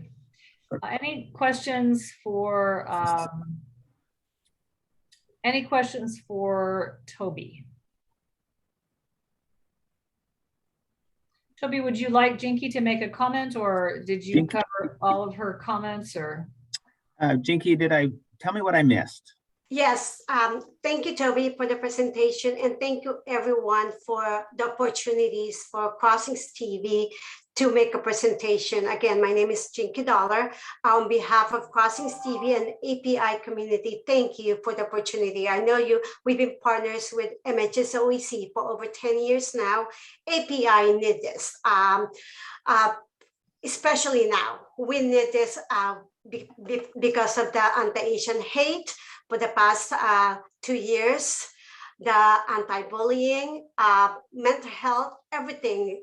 As you guys know, since the census, the Asian community increased 27%. We have so many calls in California because of the anti-Asian hate. 18% is not reporting.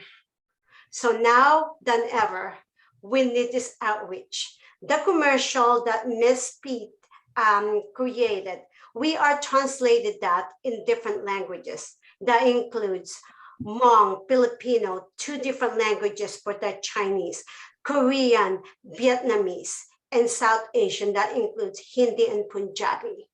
So please, again, I'm here, and thank you to Toby and Andrea for the opportunities to create this. I'm here if you guys have any questions, and thank you for the opportunity. Thank you, Jinky, for your comments.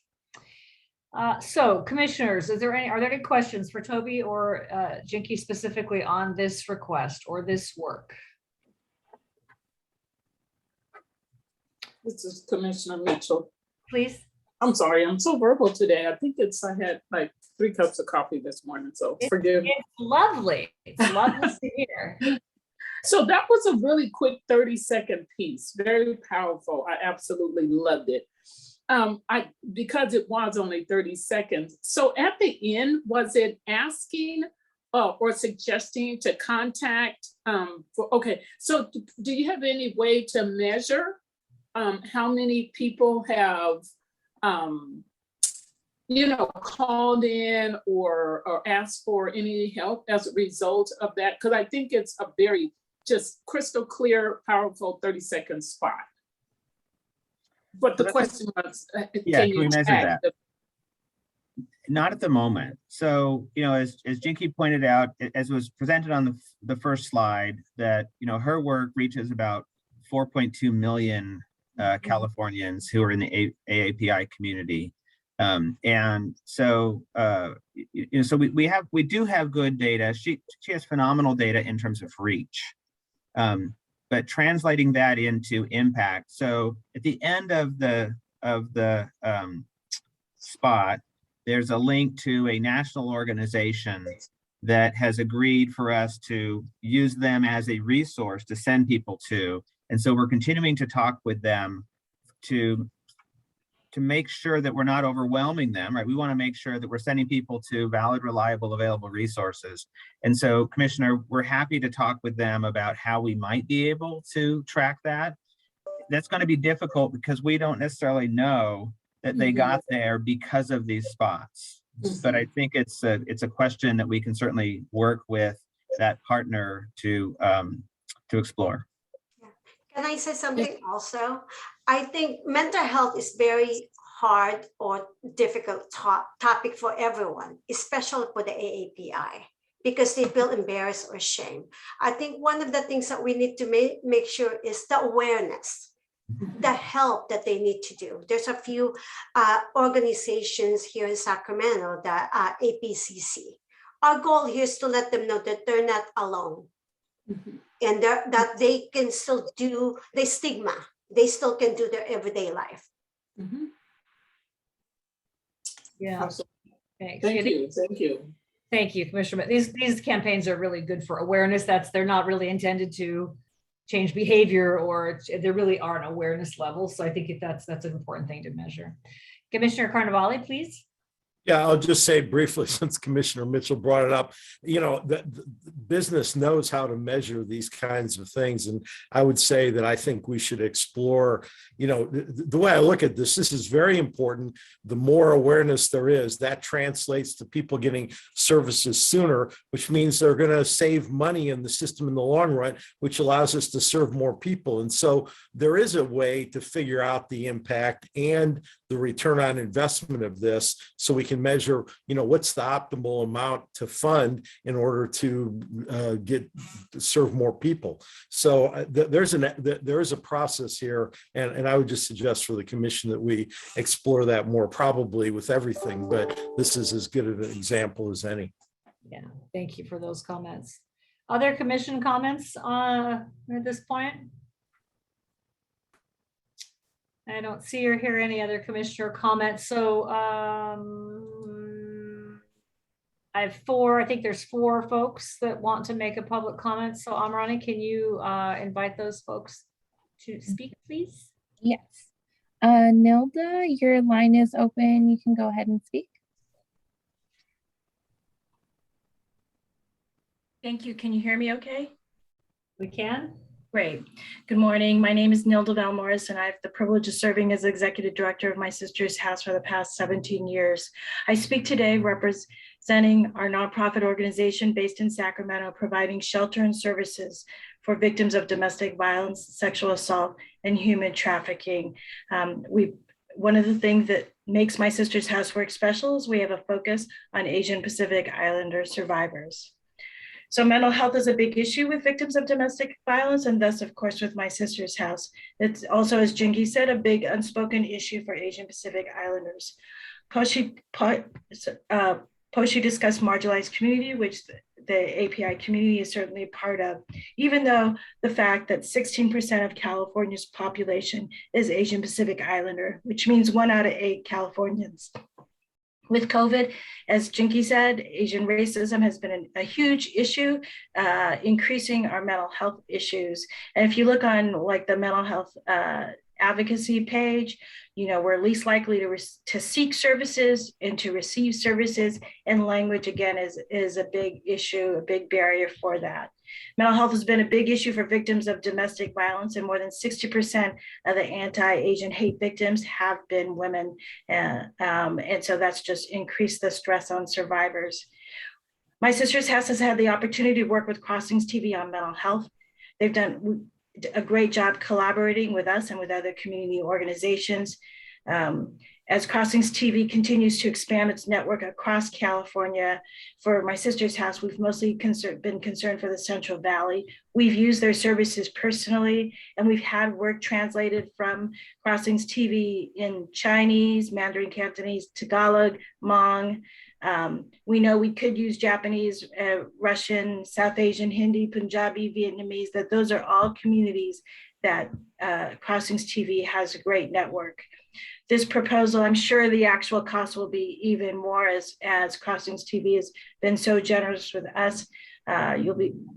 MSHOC will be saving lots of funds, and as Toby said, this will have a small but effective impact. I encourage you to support this proposal.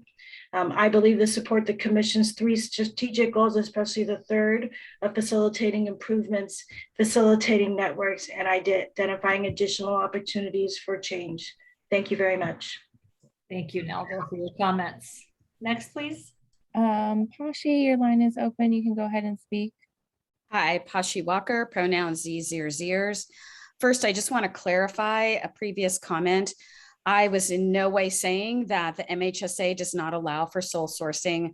I'm asking the question of what the MHSOAC in their role as the MHSOAC should be funding. That was the question. And so I just want to clarify that. I really appreciate Crossings TV, by the way. Jinky, thank you for coming. And I think that reaching out to our marginalized communities, especially those that don't speak English, is an excellent idea. I would like to know, though, if we're doing the same kind of effort and resources and offering dollars and opportunities for other marginalized communities as well. Are you making commercials and doing interviews in other languages and showing it on, for example, Latinx channels or radio stations or whatever? What are you doing for the Black community? What are you doing for other communities that are prevalent in California? So I'm not trying to take anything away from AAPI. In fact, this is what happens to us. We all end up fighting over the same little piece of pie instead of getting a whole pie that everybody can share. I also wanted to just suggest that you do a specific outreach to AAPI that are also LGBTQ. There are some different issues there. In terms of seeking mental health services, it's not just the regular stigma, but there's also this feeling that they don't deserve. They don't recognize that their feelings are actually should be addressed. And finally, to Steve's comment, I do agree. There should be a way to at least show some kind of correlation between the time a messaging is shown and how many people, a spike in people contacting the national resource. My only other request would be, hey, what about the California resources? I don't know if the national then sends them back to California, but I do know, and I think somebody already mentioned, and I love My Sister's House, that there are definitely AAPI resources, including LGBTQ AAPI resources here in California that people could go to. So thank you very much. Thanks, Pashi. Next, please.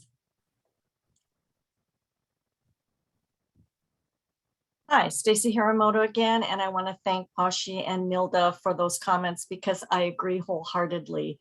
Again, as I said, I am not opposed to sole source contracts. And I think, but I do believe in trying to have a plan. And frankly, I think that Crossings TV, if there was a plan about how to do media, I mean, how many TV stations serve the API community and have the reach that Crossings does. So even if they were put up against competition, I'm not afraid. But again, my question is maybe perhaps more, why are they only, and again, there may be good reasons, but they're getting only $100,000 and the Art with Impact is getting $500,000 for 2 years. So, and again, with the rise in Asian hate this year and the COVID, again, just want to know those reasons. But again, this was a great presentation. Thank you, Toby, and thank you for listening to my comments. Thank you, Stacy. Looks like the last comment from Carol. Thank you. I'm Carol Sewell from the California Commission on Aging. I'm really pleased to see this initiative. This has been a huge problem, the Asian hate that started during the beginning of the COVID transmission. But it's been especially hard on older Asian Americans. And the commission has actually taken action to support legislation in Congress to act out against this. I don't know if you have additional advertisements or PSAs planned, but I hope that you will consider featuring older adults in the images that you portray, because I think the impacts, there have been deaths, there have been some incredibly serious events tied to this hate. And so I'm glad to see you're doing this. The outreach is incredibly important, but I do hope that you can consider making some tweaks so that you can include that population as well, reach out to them. Thank you. Thank you, Carol. Good comment. All right, I think that concludes public comment, if I'm not mistaken. So we will close the public comment portion, bring this back to the commission for any other questions, discussion, or a motion in any particular order.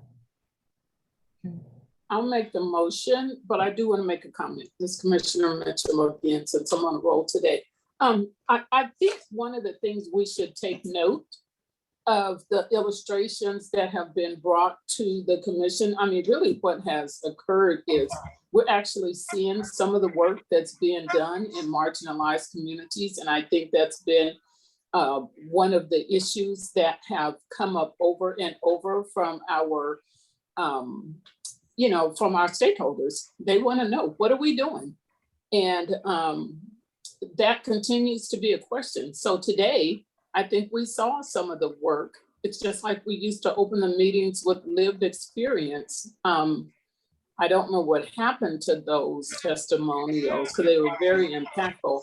But I do think it's important for us to show the work that is being done in these various communities. I mean, everyone isn't going to be satisfied at every meeting, but I do believe it is important to see what's being done in the Asian American community, what's been done with Arts with Impact, with African Americans, with LGBTQ, so I think we need to continue this trend. For me, that's what I'm getting out of this thing. In addition to, asking for funding, we are seeing the work that is being done. And I would like for us to continue to show that. Thank you, Commissioner Mitchell. Is there a motion at the end of that? I did make the motion. Yes, I did. Okay. All right. Is there a second to Commissioner Mitchell's motion? I'll second. Commissioner Gordon, thank you. There's a motion and a second. Any other discussion? Maureen, please call the vote if you would. All righty. Commissioner Alvarez. Commissioner Barrett. You. He's a thumbs up. All right. I'll vouch for him. I got it. Commissioner Boyd. Commissioner Brown. Aye. Thank you. Commissioner Bunch. Commissioner Carnavale. Yes. Thank you. Commissioner Carrillo. Commissioner Chen. Approve. Thank you. Commissioner Cortese. I believe he stepped out. Commissioner Danovich. I believe he stepped out. Commissioner Gordon. Aye. Thank you. Commissioner Mitchell. Approved. Thank you. Commissioner Champlin. Aye. Thank you. Commissioner Wooton, is that correct? Yes, Wooten, Wooten. Okay. approved. Thank you. Okay. Vice Chair Madrigal Weiss. Chair Ashbeck. Aye. All right. The motion is approved. Excellent. So if it's all right with Marin County, can you sit tight for 10 minutes, Marin County, and we'll take just a quick break. I don't want to go till 1 o'clock without taking a break. So if we could just take a quick break till 11:25, 9 minutes, go quickly. We'll take a short break and we'll reconvene at 11:25 and ask Marin County to be ready to go when we return. Is that okay, Toby? Does that work for staff? Everybody good? Commissioner Barrick has his hand raised. Oh, I thought that was Yeah. earlier. Sorry. No, Chair Aspect, if you could, if staff, I had technical difficulties, came out and came back in, and I'm no longer have the ability to unmute myself. So if staff could change me to host status, I would appreciate it. Thanks very much. Yep. Sorry about that, Commissioner. I thought that was from an earlier hand raise. All right, so we'll Also, get. Chair Ashbeck, this is Charmel. The Marin County Innovation, a student is presenting today, and I don't know, I wish if she could comment if that would work for her, because she only had a window of time that she could actually make this presentation today. So is Talia on the line? She's right there. Talia, would it be better for you to do the presentation now rather than 10 minutes from now? I'm absolutely fine. I have lunch after this, so whatever. Okay. You don't want to miss lunch, for heaven's sake. It's the best part of the day. All right, if you're good, now we only have 8 minutes. So 11:25, just stand up. This is called self-care. Okay. Stretch. Thank you. Come back in 8 minutes. Thank you, Talia. Thanks, Cheryl. Thank you.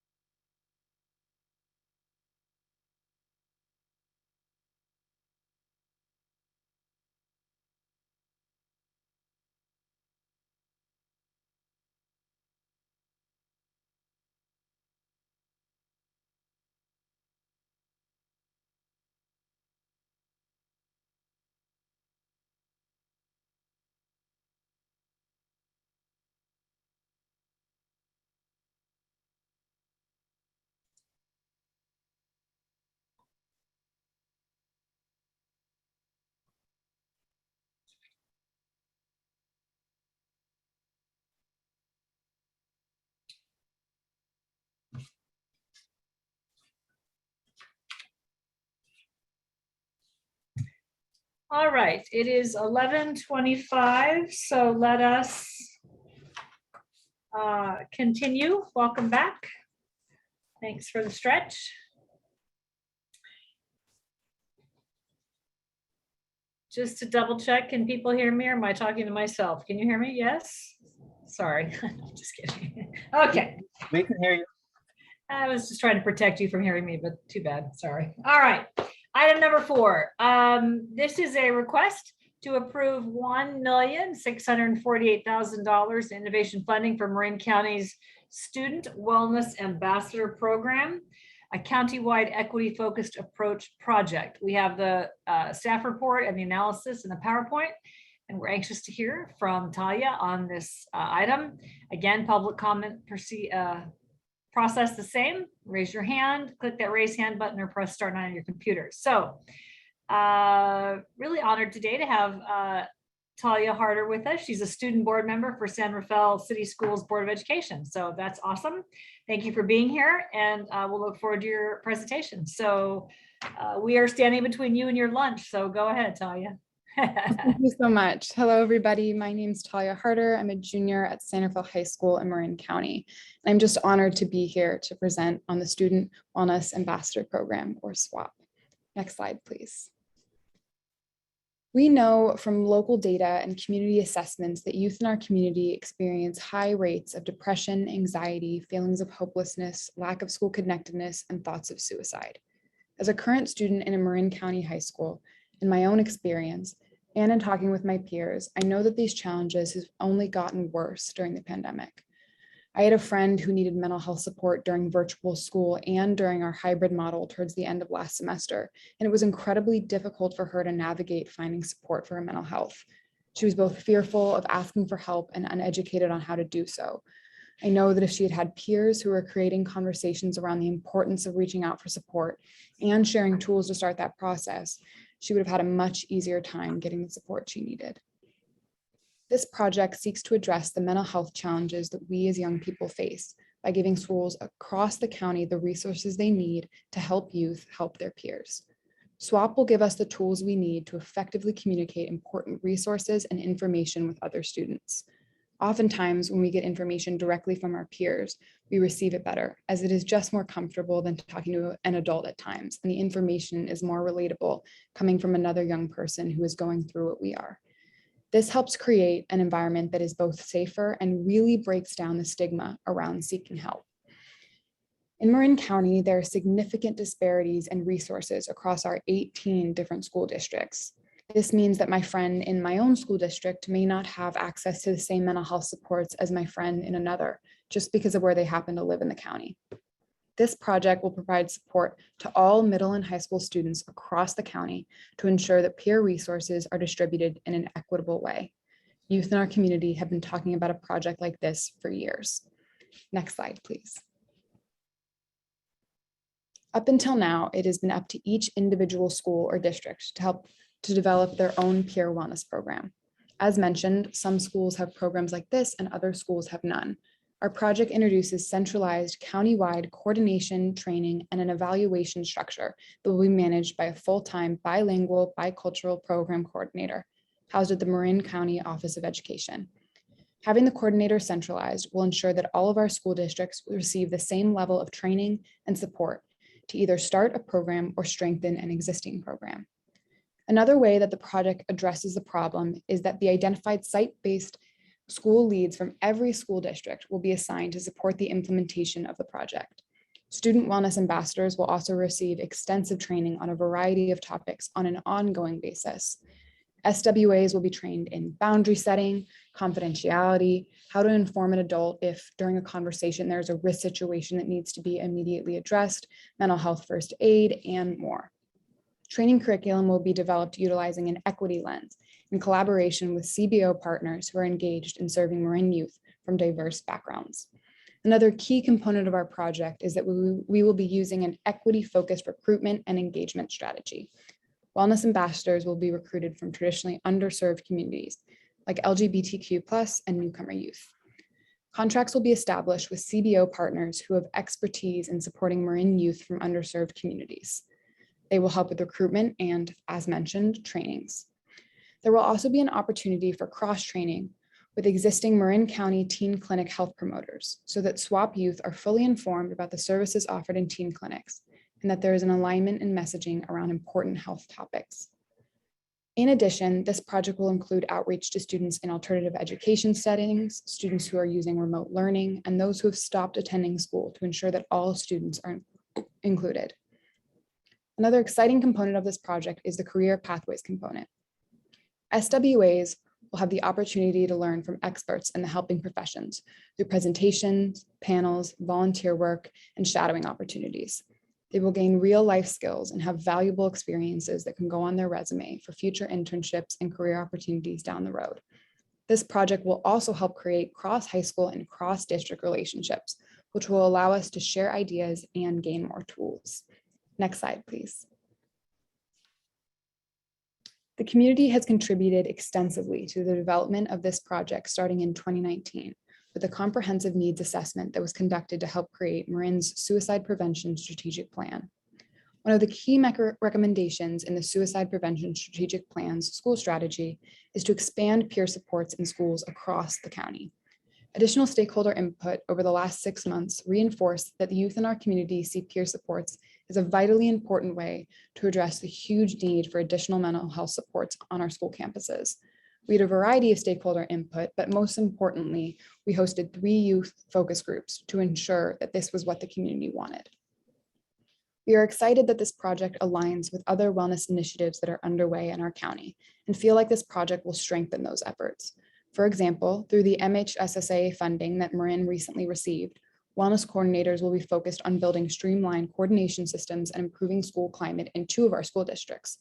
This innovations project, SWAP, will build upon and enhance those efforts by providing the wellness coordinators with the resources and trainings they need to effectively implement student-led wellness activities.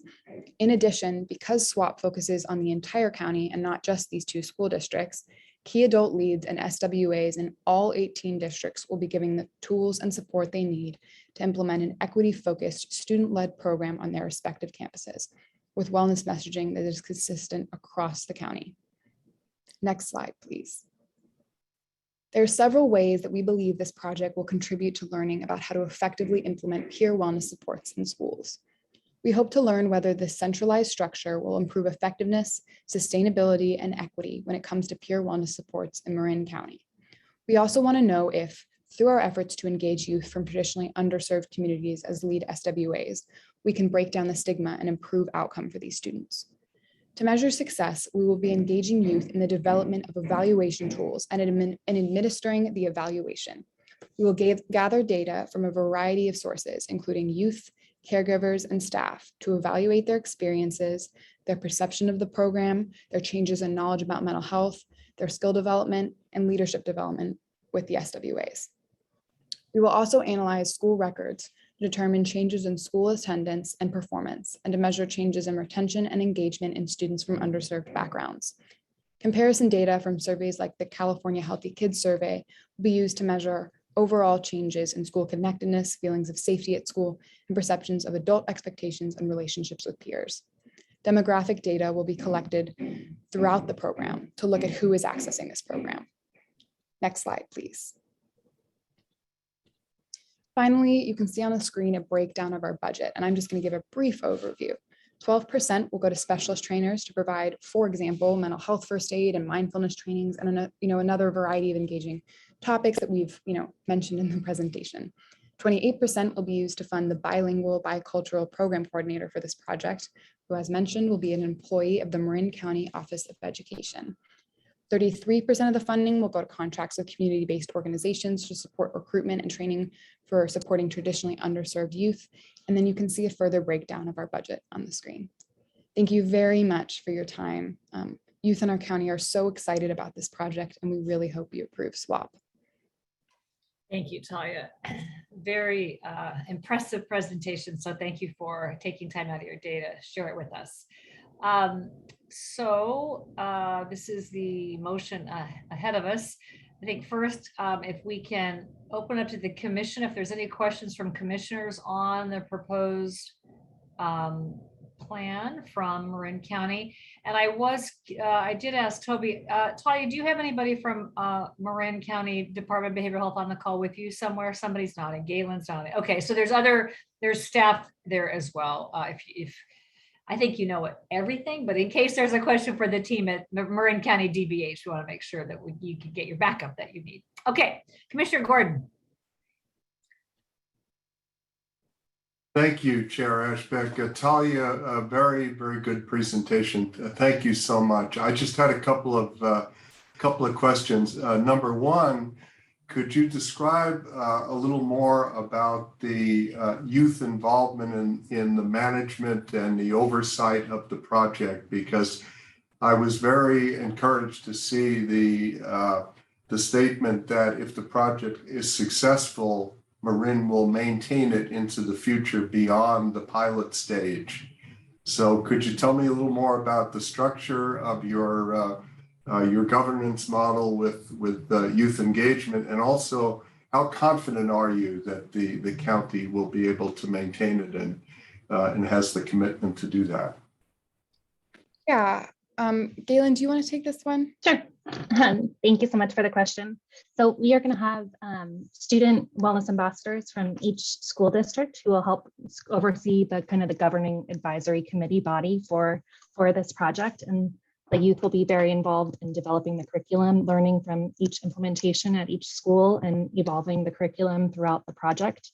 And so then by the end of this innovation project, we'll have a really solid foundation of the training and the process, and developed really strong programs at each of these schools, which is the bulk of the work is establishing it. So that's what we're going to do through the innovation, and then we'll be able to support it ongoing through using some of our other prevention, early intervention funds or other funds. But the bulk of the work will be done through this innovation project to make it sustainable. Could I follow up on that just very, very quickly? I think I was interested particularly in maintaining the power of the youth voice and the youth influence over the ongoing maintenance of the project, because to have a 2 or 3 year project, I think we've suffered from that for many, many years. We do a pilot project and then it goes away.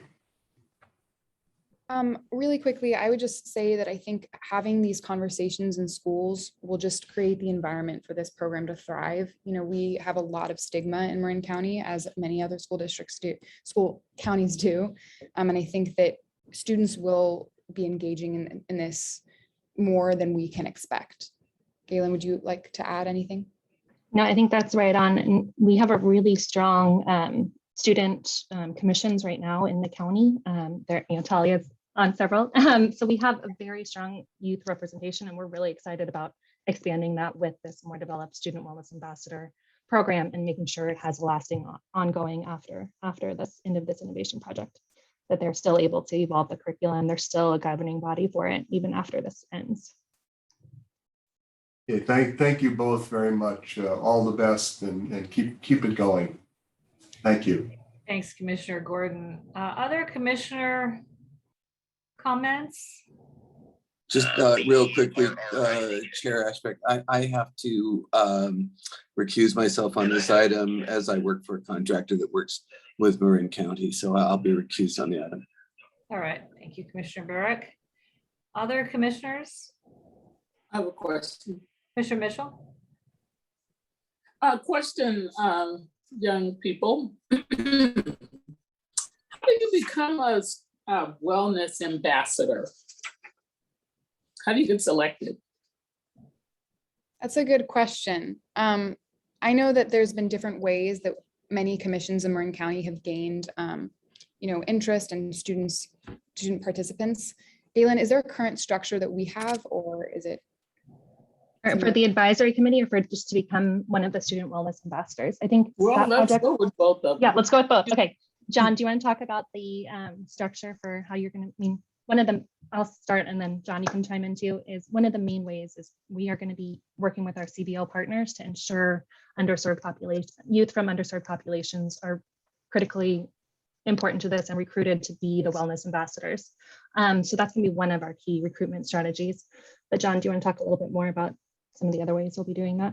Yeah, and it's John Lenz, Marin County Office of Education. We're going to be looking for our shining stars, the people we're going to be tapping, just our already known student leaders in this space, and then working with them. And then hopefully, we believe that this is just going to grow as this becomes available. We're no longer going to be tapping people. People are going to be hearing about this, and it'll be students sharing it with students. And so we'll be able to spread the word that way. Okay. The one thing you said that concerned me just a little bit, sir, you said your shining stars. I mean, I don't know what that means, because there's a lot of great students that don't shine, but they're great students. And so I'm speaking to the issue of how do they get involved, and to make sure that there is a well-balanced representation, because Marin County does have a stigma that it's a rich county, and that, there are very few minority students over there. I don't know how many students and what the demographics are, but I would like to be assured that those students who aren't shining stars, but they want to engage, they want to be a part of, that those students are a part of this program. That is super, super important to have that level of representation. Absolutely. And that's the lens we're using for sure. And by shining star, what I meant is in the context of wellness. So we're looking at students that are interested in supporting students in their social emotional well-being, are interested in what resources are available, and interested in making sure that students are connected and are safe. And so that's what I meant by our shining stars, where we have those people, those students that are people, and we want to just make sure that we're getting around them, allowing them to know that this opportunity exists, and then having it grow within that space. Okay, all right. Again, and I'm saying this with as much concern for those students who, again, are not, they're not the student body presidents, they're not the student senators, they're not the cheerleaders, they're not the football players, not to exclude them, but those kids who may not speak up, or, we gotta dig and find them, because those are the kids that, they have good ideas, but for whatever reason, it could be mental health, it could be family problems, it could be whatever.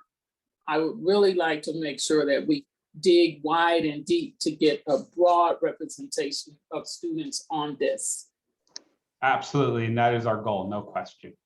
And Commissioner Mitchell, I just want to kind of go further with what you were saying. I totally agree. Marin has a reputation of being a very wealthy county, and more so than that, huge inequities. And that's what this is trying to address, is that right now there are peer programs in the wealthiest schools in Marin, but it's not in every school. So it's like certain districts have much more resources than the others. That's why we're trying to take this countywide approach and really integrating that CBO partnership to recruit and to be able to be the best supporters of some of our underserved populations. So that is definitely the lens we're using, and really appreciate your question. And I would also just really quickly add that oftentimes our most passionate students are students who have been previously failed by the systems that are currently in place. And so I think that bringing forth the opportunity for those students to engage and really voice what they want and what they need is going to be critical to this program as well. Thank you. Thank you very much. Thank you, Commissioner Mitchell. Commissioner Aslani Templin.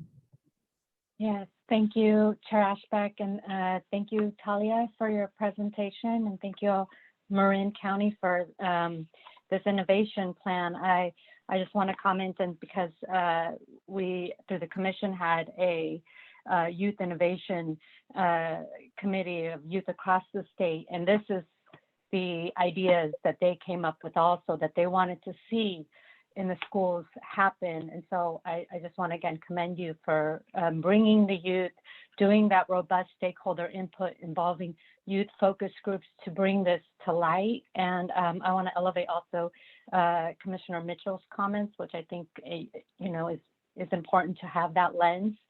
And I was curious, in addition to like mental health first aid and mindfulness, you have an opportunity to actually offer some peer support trainings too for youth that have had experience with mental health challenges, to give them that hope of becoming a peer support specialist and passing on that that support that they get to other youth too, because I think as we move forward to, embrace wellness and recovery, some of the trainings might be more fitted for supporting the youth to become certified peer support specialists, and especially since our state finally has joined 48 other states to acknowledge certification. And so I just wanted to add that piece, but also, again, just celebrate this innovation plan that's in front of us. Thank you, Commissioner Islami Tamplin. Commissioner Brown? Thank you, Chair Ashbeck. Yeah, the question I have, and any of the presenters can jump in on this. Two questions, I guess. One is, how will this system actually work? In other words, walk me through, if you would. A student in high school is depressed because of a relationship issue, let's say, and either going to your website, I assume, or some other mechanism reaches out. Who do they reach out to? And who actually, is it the full-time bilingual bicultural coordinator that will actually put them in touch with a peer navigator, or is it somebody else? And how does that work under the auspices of the 2 school districts that this will fund? And then is the vision that this will be expanded to the 18 additional schools, or are you going to work to get that in the 18 schools at the beginning? Well, really quickly, this funding is for all 18 school districts. We have other funding that's in too, but this program will be across all 18. Anyone else want to chime in on the actual? Yeah, so how it would work is it's not, they're not signing up for service, and we don't see this individual or these individuals as therapists.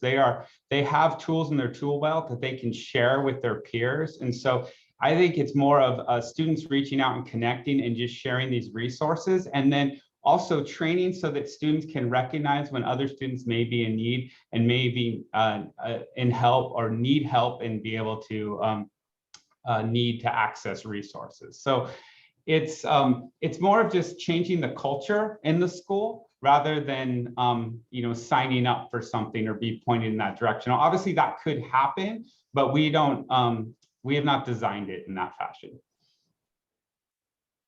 So I guess I'm a little confused with that answer. So again, if you have a student that is suffering from some mental health issues or is going through some problems, and how do they reach out for that help? Is it only if they happen to be a friend of somebody that's been trained in this, or is there a mechanism for that student to go through some kind of a clearinghouse or some kind of a mechanism to be put in touch with one of those peer support people? I think it could be both. I think we could definitely create a mechanism for them to be in touch with that person, but also we could have available resources that they could access in another way. So I think the answer to the question is it's both. And I think a lot of it. So then who is it that actually, if you got an email on your website or you get a phone call, if there's a line or whatever, who actually coordinates putting that student in touch with that peer support person? That would be happening at the district level. So each district is going to create a system for that to happen. And so at the county office, we're bringing everyone together to train them on this model and the implementation of the model. But there's going to be local decisions made about how students are going to navigate that system based upon what's available in those districts and at those schools. And on top of that, one thing that we've really learned from the research and from a lot of youth speaking out is youth don't tend to call the number or go to the adult to find a referral to somebody else. This is trying to get to that of youth going to other youth within the schools. But how do the youth know that those other people are peers and peer support people? So they'll be doing presentations in different classrooms. They'll be making themselves very visible on campus and making it that's the idea, is that these are going to be kind of changing the culture on campus. These students will be very visible, doing wellness presentations throughout the schools, doing lunchtime events, doing lots of things like that to try to change and even, expand. So they talk to other people and then they expand that those resources are available. And it's kind of changing it so everybody knows much more about the resources. But we aren't expecting a huge amount of the time that, this is trying to address. Right now, students have to go to an adult to ask for help. This is, and a lot of times they don't, because they don't feel comfortable doing that. So this is making it so they can go to another peer and find that before, instead of trying to access something more formal. And then I'm assuming that the training is such with the peers that if they indeed do come to one of the peers with a problem that is beyond the capability of that peer to take care of, or is verging on suicide, or they need substance abuse treatment or something along those lines, that though the training will incorporate the appropriate referrals to the appropriate resources. Exactly. Quick question again. So can Yes. I go, Commissioner Ashford?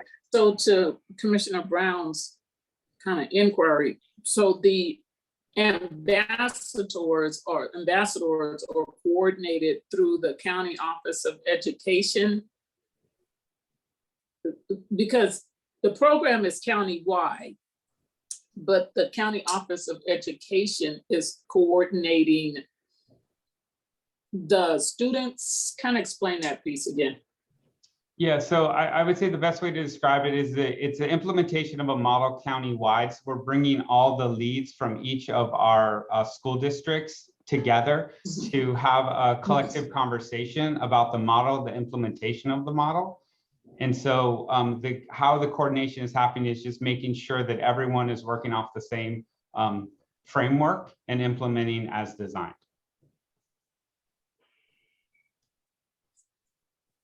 I love the program. I really do love the idea of youth leading it. It would be better. It would be great if we kind of had like a little bit more clarity, but I mean, I love the concept. I do. You guys just got to improve upon how you're explaining the implementation of it. I think I see where you're going. I want to do two things. I want to introduce the Behavioral Health Director of Marin County, Jay Africa. So thank you for being here. If you'd like to weigh in, and then Talia, I don't want to create anxiety in you. If you need to go to like third period or whatever comes after lunch, feel free to go. And you can leave it to the adults. I don't know how we're going to do, but you can leave it to the adults if you need to go. So I just don't feel like you need to stay if you need someplace else to be. Okay, so any other commissioner comments? I had a question, and Mr. Brown, thank you for your questions. The idea of peer counseling, peer support isn't new. Lots of high schools have peer counseling courses and all of that. Can you talk about how this has evolved, how this is not that, but something kind of more innovative, I guess, to use the word in the sentence, than those traditional peer counseling classes and peer counseling programs that have been around for at least a decade, I would say, if not longer? So I can take that. So I think first and foremost, it's specifically reaching out to historically underserved student populations. And so we also are looking at this from a county-wide implementation. So and we talked about this a little bit earlier, is that we've seen that sometimes it depends what school you're going to as to what services you receive. So we want to eliminate that and just have everyone working collectively on a common model. And I think the other thing that we're really excited about is we're starting at 6th grade, going to 12th grade. So as students move through the system and go into feeder schools, they're aware of this. It's known to them, and then it naturally transitions, and we have some better conversations happening between our elementary districts and our high school districts as students transition, which is often a difficult time. And so we just think it's just more comprehensive and more cohesive in that way. And anyone else can add, please. Yeah, we've seen, what you're talking about of, certain schools that have more resources have access to this. And this is trying to eliminate that inequity and make this a countywide approach and use these dollars as effectively as possible so each school district doesn't have to do it on their own. Yeah, I hear, I think the one, again, Sheriff Brown, thanks for the questions. I think the one thing that concerns me is when you said you're gonna leave it to every school district to figure out how to implement the model. Is that what you said? Well, what I said is that there was a specific question about what that would look like at a particular school. And I was not comfortable answering that because I think that each school is going to do it a little bit differently based upon their unique structure that they have. But the model itself is static and it will be implemented in the same fashion across all the school districts. But some of those finer pieces would be left to the LEA to make those decisions. And we would collectively be discussing this on a regular basis about what that looks like, and also feeding off each other, like, hey, what are you doing for this? Or how are you handling that? So there's some collective wisdom happening and learning, and then applying that for consistency across the county. But Talia and her peers and DBH together will make sure it does get implemented kind of with fidelity to the model. I mean, that's your job, to make sure that there's a hub and that it might look different at San Rafael High than Marin County, whatever, Marin High, whatever they're called. But I mean, they might look different, but you guys are going to make sure that they stay true to what you're trying to accomplish. Yeah. Yeah, the fundamental principles will not be altered. It's just maybe some of the operational features, because it's going to look different. And I'm sorry if I wasn't clear about that. And the training is going to be uniform throughout all these school districts?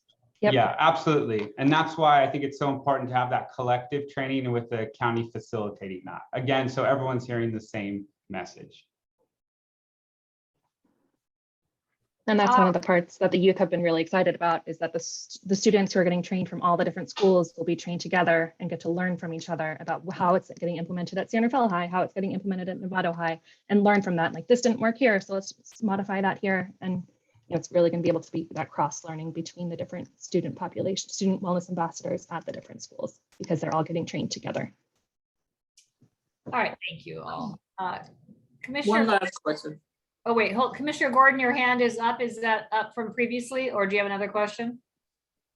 Just a quick comment from hearing the discussion. I think a lot will depend upon how you can work with the young people to give them much greater agency to collaborate and really help lead the work from their perspective in terms of what is needed. So. Yeah, well, I thought I was encouraged by the youth or the evaluators of some of the work, and I think that's right as well. And then Commissioner Mitchell, you wanted to make another comment? Well, you just used that term evaluator. So I guess that was my question. How are we measuring if this is working or having its intended consequence? Who's responsible for that? So we have Chandrika, did you want to chime in on that? Go ahead. Well, I think, we're talking about the youth voice. I think it's really essential that the youth have a voice in every aspect, including the evaluation. So the youth will be sort of critical in developing the evaluation and gathering and presenting the data to inform decision making around the program. And as Talia mentioned, we're going to be doing focus groups and surveys with caregivers, with staff who are involved, with youth, to sort of measure the quality and effectiveness of the learning collaboratives and trainings, to look at whether there's been, skill development and leadership development with the SWAs that are participating. We're going to be looking at the California Healthy Kids Survey, comparison data, so a variety of different methods, but the youth will be sort of integral in sort of developing that. Okay, thank you. All right, I think we've asked our questions. So let's open the public comment. I believe I have 5 down to 5 people that 6 want to comment on this item. So Ronnie, if you would invite them in, please. Okay. Andrea, your line is open. You may go ahead. Thank you. Hi, this is Andrea Wagner again from Campro, and I am commenting I was really just praise for what I'm seeing here. I know generally at Campro we work with adults, but I have noticed, a big gap in going to different counties and the amount of youth that are involved in the planning and implementation of projects that have to do with them. And as a peer, and as an element of peer support, that's to me been something missing. So I'm really excited to see what you do with this project. And I also know that, I'm confident and encouraged in what I've seen Marin County doing as a system, as a behavioral health system, in changing the narrative and really incorporating stakeholder involvement in every process. And I see that reflected in this process, in this project. And, I think you all are going to create an example for other counties in that it is a genuine peer process for youth. And I wanted to reflect on what Commissioner Tamplin said about the peer certification. And I see in the future for certification an option for youth to be sort of apprentices for adult peer support specialists in being certified. So I'm looking forward to what you're doing, and I really am excited to see what Marin County is doing as a whole as far as involving stakeholders in the behavioral health system. Thank you. Thank you, Andrea. Next, please. Phone number ending in 957. Your line is open. You can go ahead. Yes, my name is Craig Durfee, founder of Parents' Right to Elderly Children. For 23 years, I deal with disabilities and mental health. I'm in the Record of Congress. I wrote legislation on police training for autism, AB 1718. I've listened very carefully, and my website is social emotional pause.org, social emotional pause.org. They'll take you deeply into for the students to understand how you can do curriculum activity to bring wellness. I've listened carefully. I don't know if you're familiar with HopeSquad.com, which the superintendent of Utah started over a tragedy, and it's 34 states, Canada, and there are 4 in Northern California, and there are 8 in Southern California, and it's similar to what you're trying to do, but they have on YouTube, and you can listen to it, but it's under SB 224, that's enrolled to the governor. It's giving students training and teachers. They wear T-shirts. I think you should merge those concepts together, and I hope you will look at gardening, AB 2417 for their efforts for empathy. That's a volunteer of each county. The school should be mandatory for wellness because there's many benefits to this. And screen time, you should be becoming aware of it. 363 pay for it. Is Screenager, SERENAGERS, movie.com, but she's an MD talking about her family and about the addiction of technology.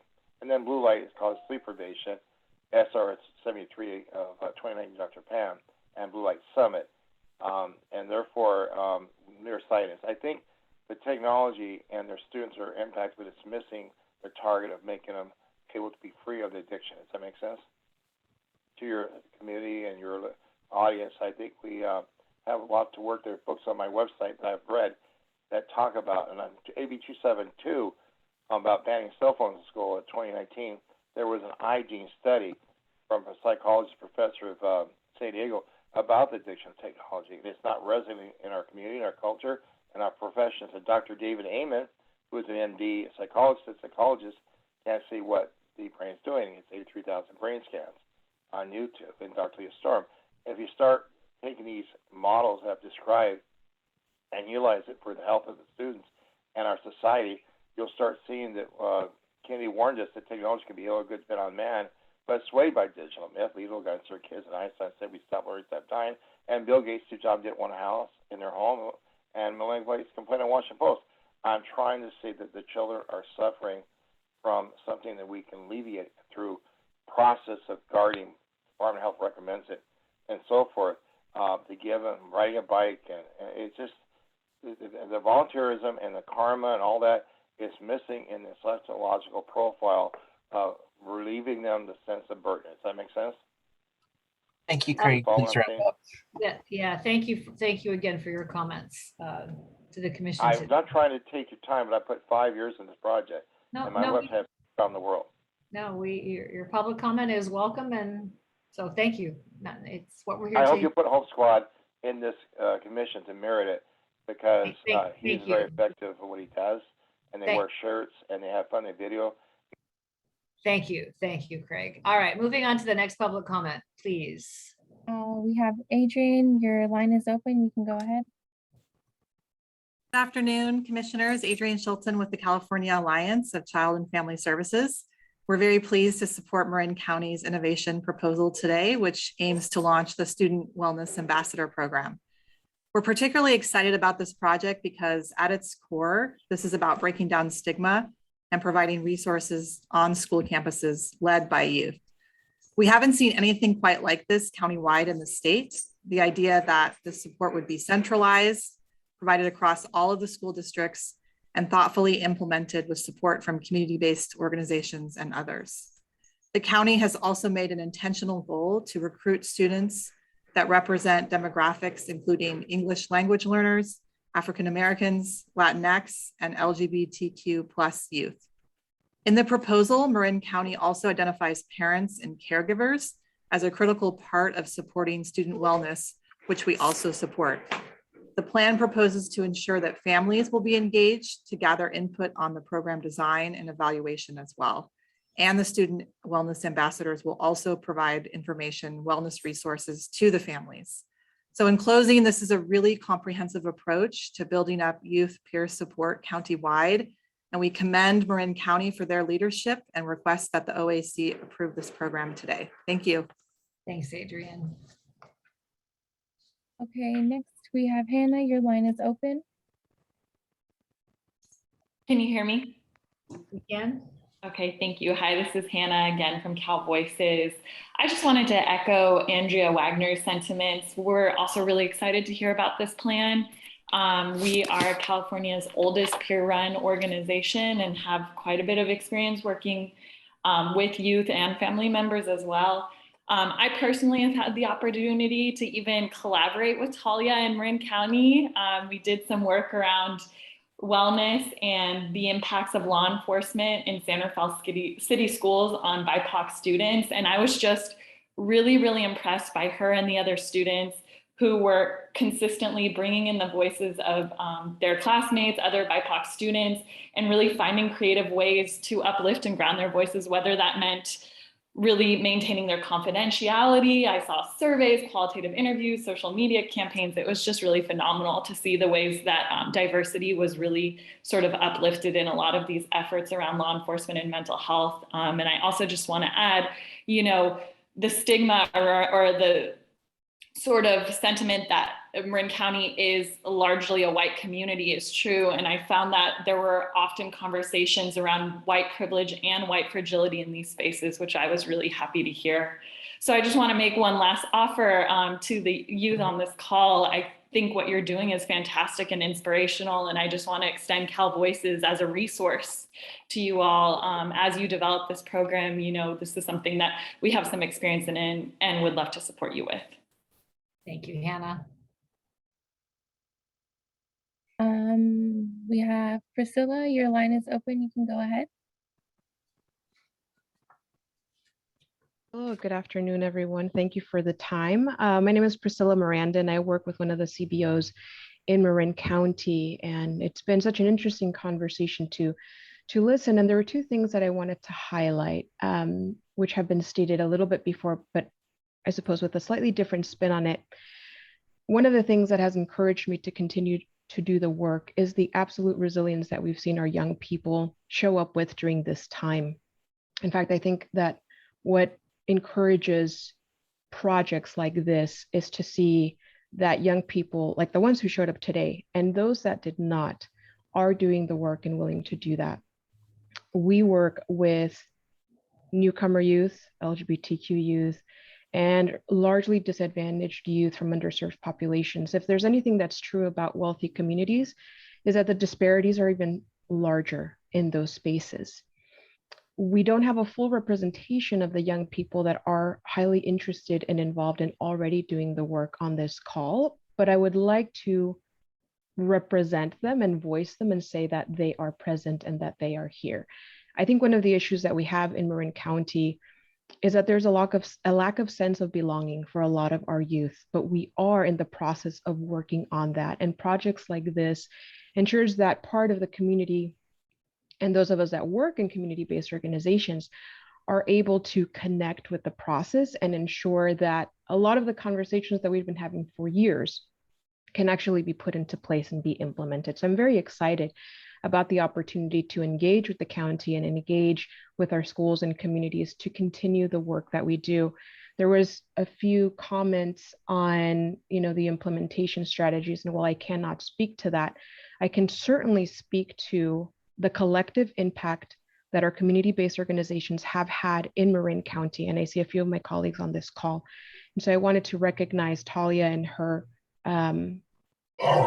group of wonderful students that continue to do this work, those that aren't represented on the call, as well as those of us that do the work on the ground and are poised to, with an informed eye, be able to support a sense of belonging and peer support with guidance. So thank you. Thanks, Priscilla. Dana, your line is open. You may go ahead. Thank you, commissioners. Thank you for your time. My name is Dana Van Gorder. I'm the executive director of the SPAR Center located in Marin. We provide services to the LGBTQ plus community and the HIV community as well. We're very excited about this proposal and would like to support it. We do a fair amount of work to ensure the health and well-being of queer youth in our schools, particularly focused right now on a toolkit and trainings for teachers and other educators about how to be good allies to youth. As has been referenced, some of our school districts, it's amazing that a small county like Marin has 18 school districts, but we do. Some of the school districts really have devoted a lot of capacity to wellness programs, and others have not. And with regard to equity, those districts that have them tend to be better funded and a little bit more affluent. This project provides an opportunity to sort of share the wealth throughout the county and make sure that those unaddressed places receive more attention.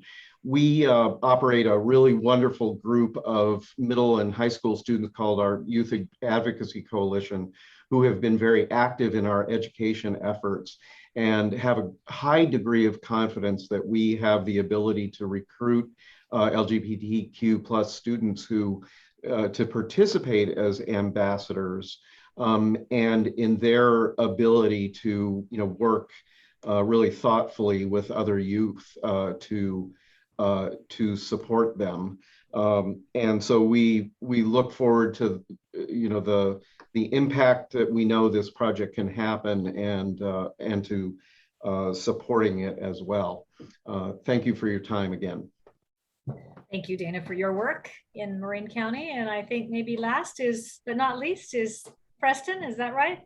Yes, Preston, your line is open. You can go ahead. Hello, everyone. My name is Preston Lee. I'm currently a senior at Marin Catholic High School, and I was also a collaborator in this presentation working with Talia. First of all, Talia, I want to commend you for an amazing job in the presentation. And another thing I want to say as a youth in the community is to notice the disparity that is recognized in the mental health programs that are established in the various high schools in Marin County. Coming from a student at a private, predominantly white Catholic high school, the mental health programs at my school have been something that I've been working on. I've tried to install mental health clubs and peer therapeutic programs at my school. And so the first thing I want to recognize is that I think this program is an excellent opportunity to equalize the mental health programs that are established through each one of these schools that we're rolling it out in.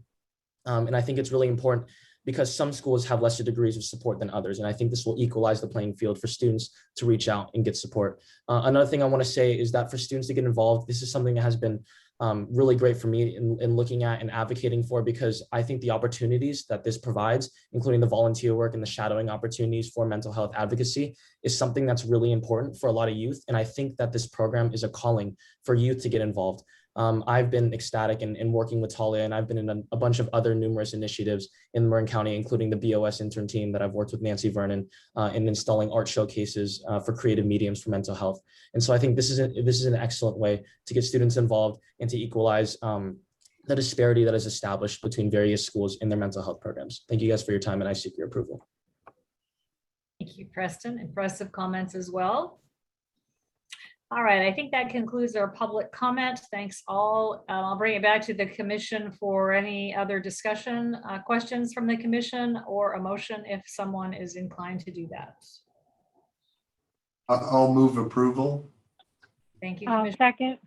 Thank you, Commissioner Gordon, and thank you, Commissioner Zalami Templin. And I think our friends in Marin County, you heard the questions a little bit about the model and the measuring and engagement and all of that. So we'll trust that you will take those comments back as you hopefully prepare to roll this out. So thank you all for being here today. All right, there's a motion and a second. Maureen, would you please call the vote?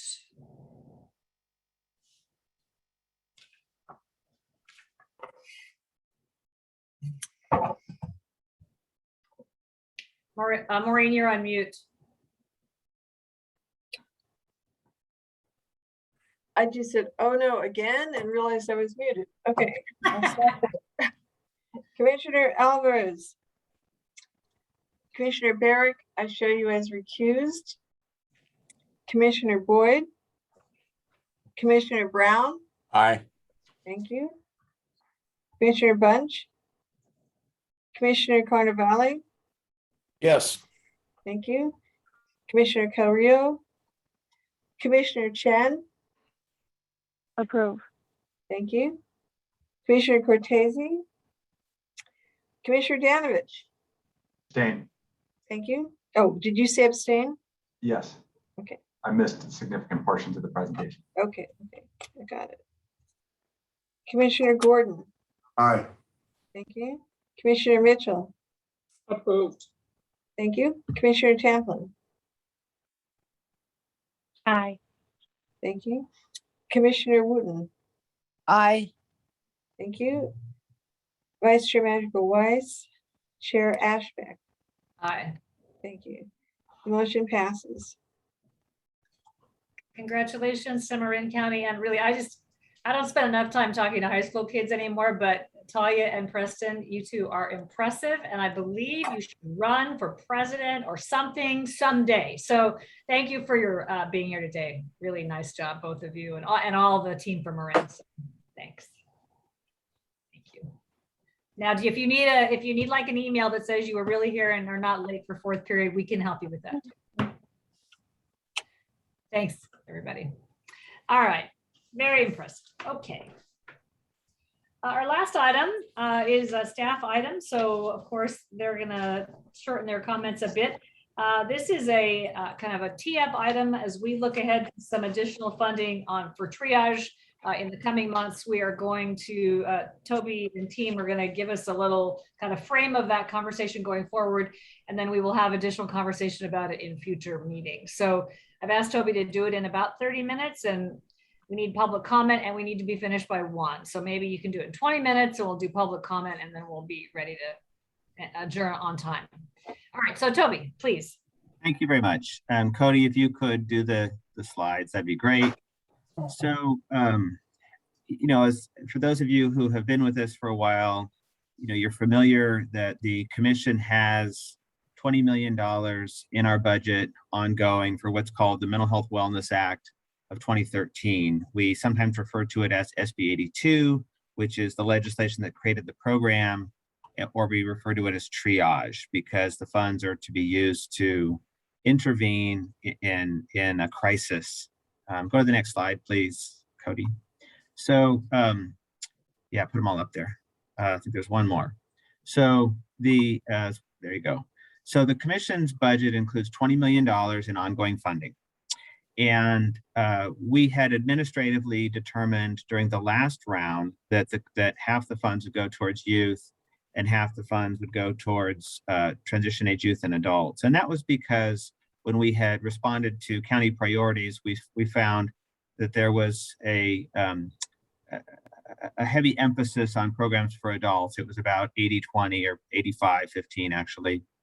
The funds are supposed to be focused on crisis services, so crisis stabilization, treatment, rehabilitative care, mobile crisis support. We have to make the funds available through a competitive procurement. This is our largest individual ongoing budget allocation at $20 million a year. The MHSSA is $10 million a year. We currently have one-time funds for school mental health. But in terms of the local assistance grants, or we often refer to them as incentive grants, in terms of those grants, this is our largest allocation. The funding is also to be used by counties to support staffing.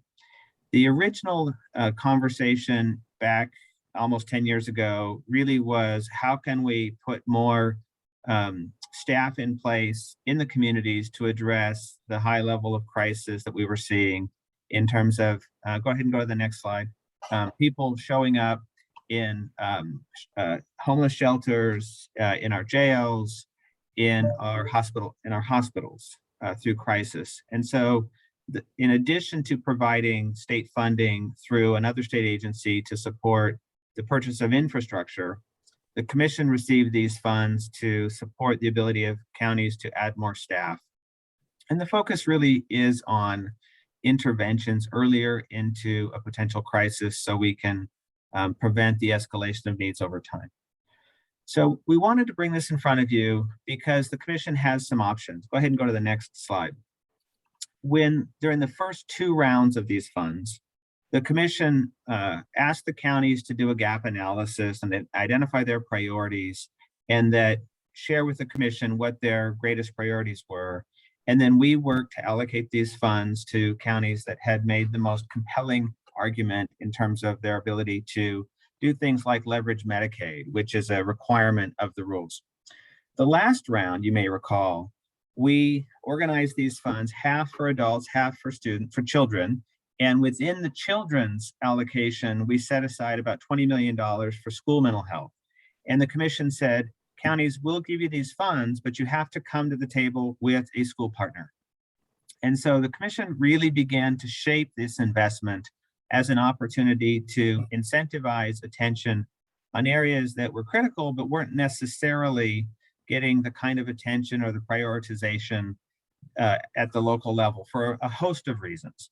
And as you know, that $20 million investment really helped to elevate the conversation with policymakers at the state level and locally around the urgency of school mental health, and had led to the passage of the Mental Health Student Services Act, and helped contribute to the recognition in this last budget that includes over $1 billion for school mental health. So the commission has an opportunity during the course of this fiscal year. We have to provide these funds and encumber them before the end of the fiscal year, so in June. And so working back from that, we would like to present an outline to the commission for consideration in November. It could be as late as January, but we're going to target November and see if we can get ready for that. And so there's a couple decision points that we just wanted to make you aware of. First, the commission has the opportunity to allocate this $20 million for a single year or multiple years. And so there are some trade-offs there. The last time we did this, we grouped these dollars into a 4-year allocation. And so that would be $80 million that we would allocate over 4 years. It would also allow us to spend those dollars over a 6-year period, because we can spend the dollars for 2 additional years following the close of a fiscal year. So the commission needs to decide, does it want to do a single year's worth of funding? Does it want to do multiple years? Typically, we talk about multiple year funding so that we can have a larger pot of funds and give counties more time to set up programs. Because these are limited term grants, this is not intended to be ongoing funding. It's intended to be either a surge or something akin to innovation funds designed to support the transformation or a change in a program, but that's not a statutory requirement. The downside of doing that is there are some constraints in how these funds can be used. Counties struggle to hire new staff with short-term funding.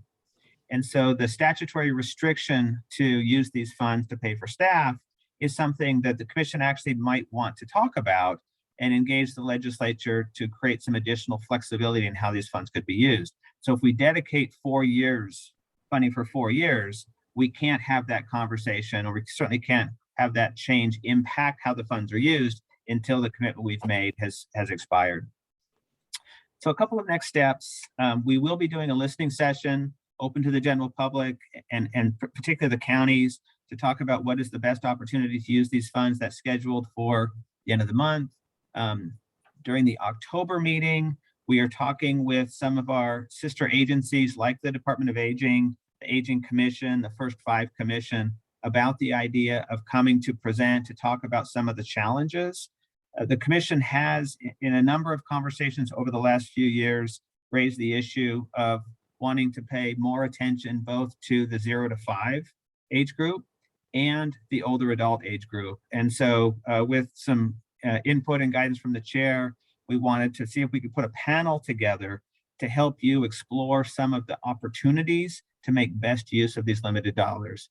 And so again, the idea would be next month, we'll be able to talk with some experts about how we might make best use of these dollars, have that information funnel into a staff proposal that you would consider in November that would allow us to release an RFP after that and then get the dollars out.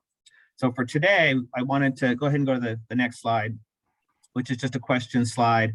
Wanted to answer any questions you might have about this, get any guidance from you about the kind of preparation we might do over the next couple of months in order to support you as you consider a competitive procurement discussion around the use of this $20 million.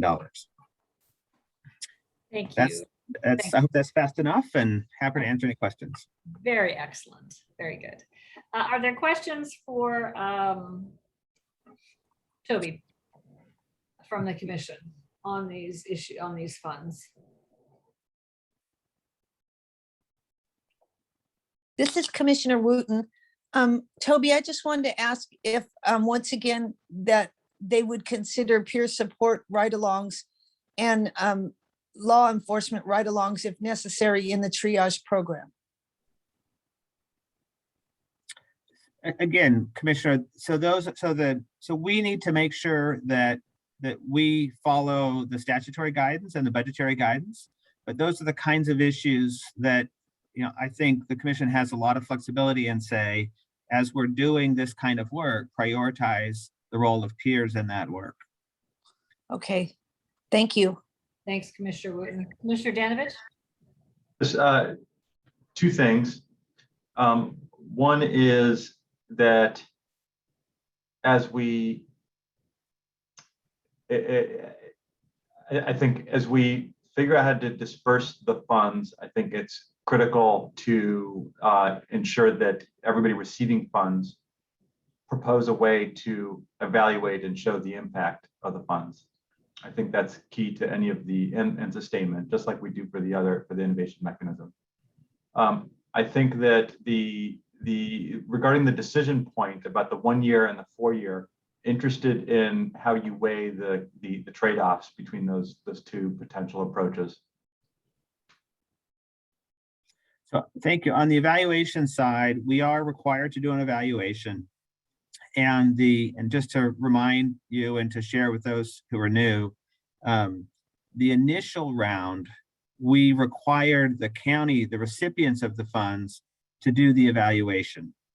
And in response, there was a lot of frustration that allowed the counties to do very diverse things with the funds and have each program evaluated individually, but it meant we could not tell a statewide consistent story across how the dollars were used.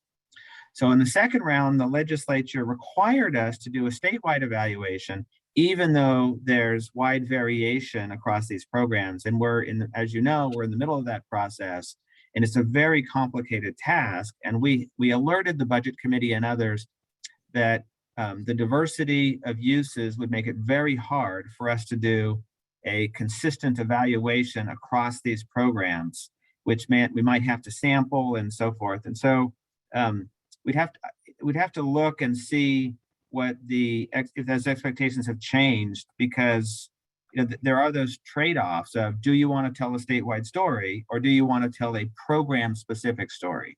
But to your point, Commissioner, it is mandatory that we do an evaluation. We will actually ask the Evaluation Advisory Committee to help us with that and building it out on the front end, rather than coming at it after the fact, as we've done sometimes in the past. And regarding the trade-off between 4 years and staff constraints, Yeah. 1 year and revisiting. Well, so I think this is where we need to spend some more time and get some guidance. My perspective, based on input from the counties, is that the current structure is actually somewhat problematic, the original allocation for triage was $32 million a year. It was reduced from 32 down to 20 million because the counties were unable to spend the money. And when we talked to the counties about why that was, they expressed profound challenges in hiring staff under such a short time frame. And so that requirement that this funds be used for staffing really suggests that maybe that should be modified. In order for us to seek that modification would require legislation. If that's something the commission wants to do, then it makes sense to release these dollars under a shorter time frame, maybe 2 years. If we're satisfied that the structure is solid and the right structure, we're getting best use of these dollars, then let's not try to modify the structure. Let's not talk to the legislature about that. And let's go for a longer window, like a 4-year window. Personally, I think based on these conversations with the counties, triage could use an update. Unfortunately, we can't do that update before these dollars have to be allocated. Does that answer your question, Commissioner Danovich? Is that good? Thanks. Commissioner Barrick.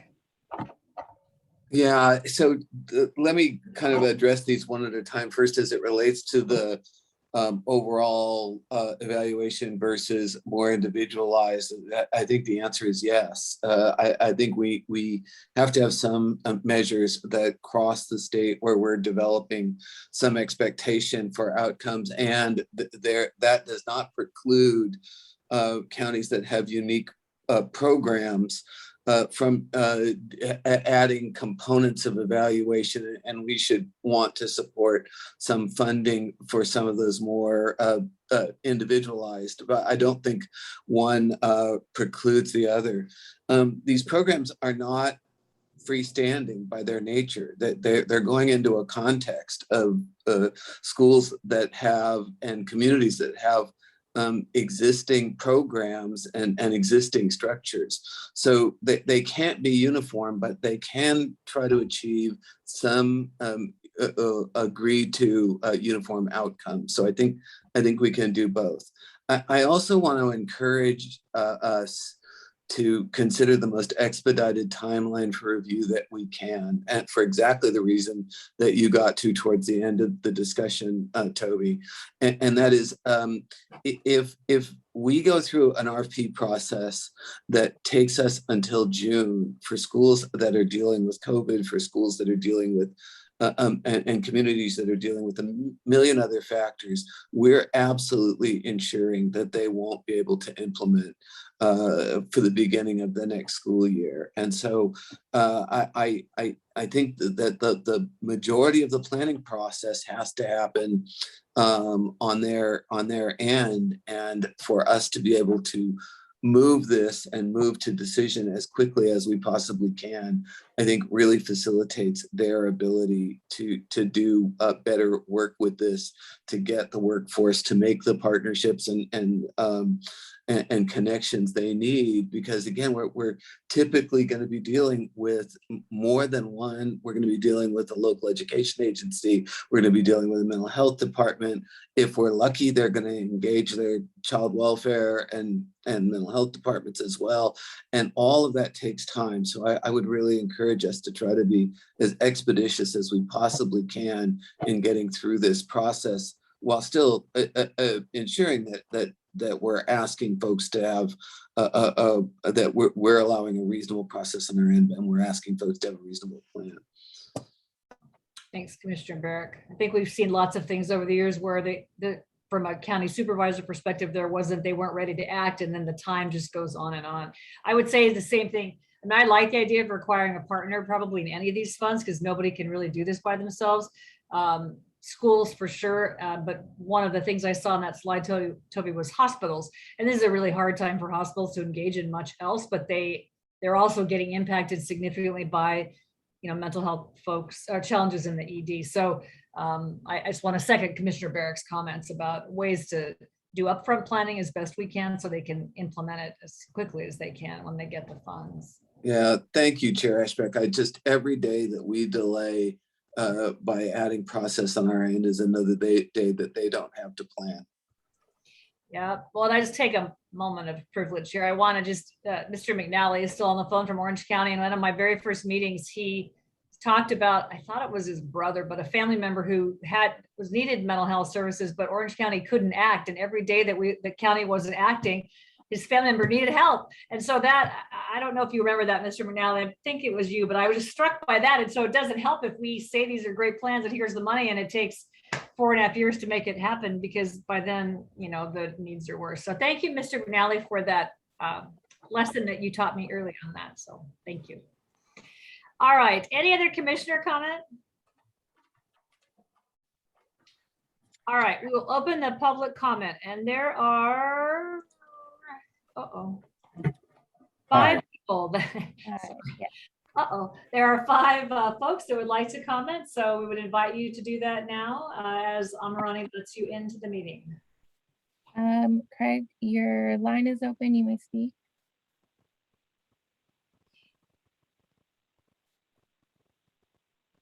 Commissioners, thank you for the opportunity, and those who are out there doing a noble thing to bring services. But I would suggest that we do what is correct and bring the Dr. Rest and MD, the screening agent movie, and pay for it and distribute it to all schools in county. Bring Hope Squad as a model to mirror this program. I made a comment prior. JF Kennedy University ecotherapy has been proven by psychologists, and they endorse it to look at that as promoting advancement of this psychology to bring wellness, because outdoors has been proven medically to water features by MDs around the world.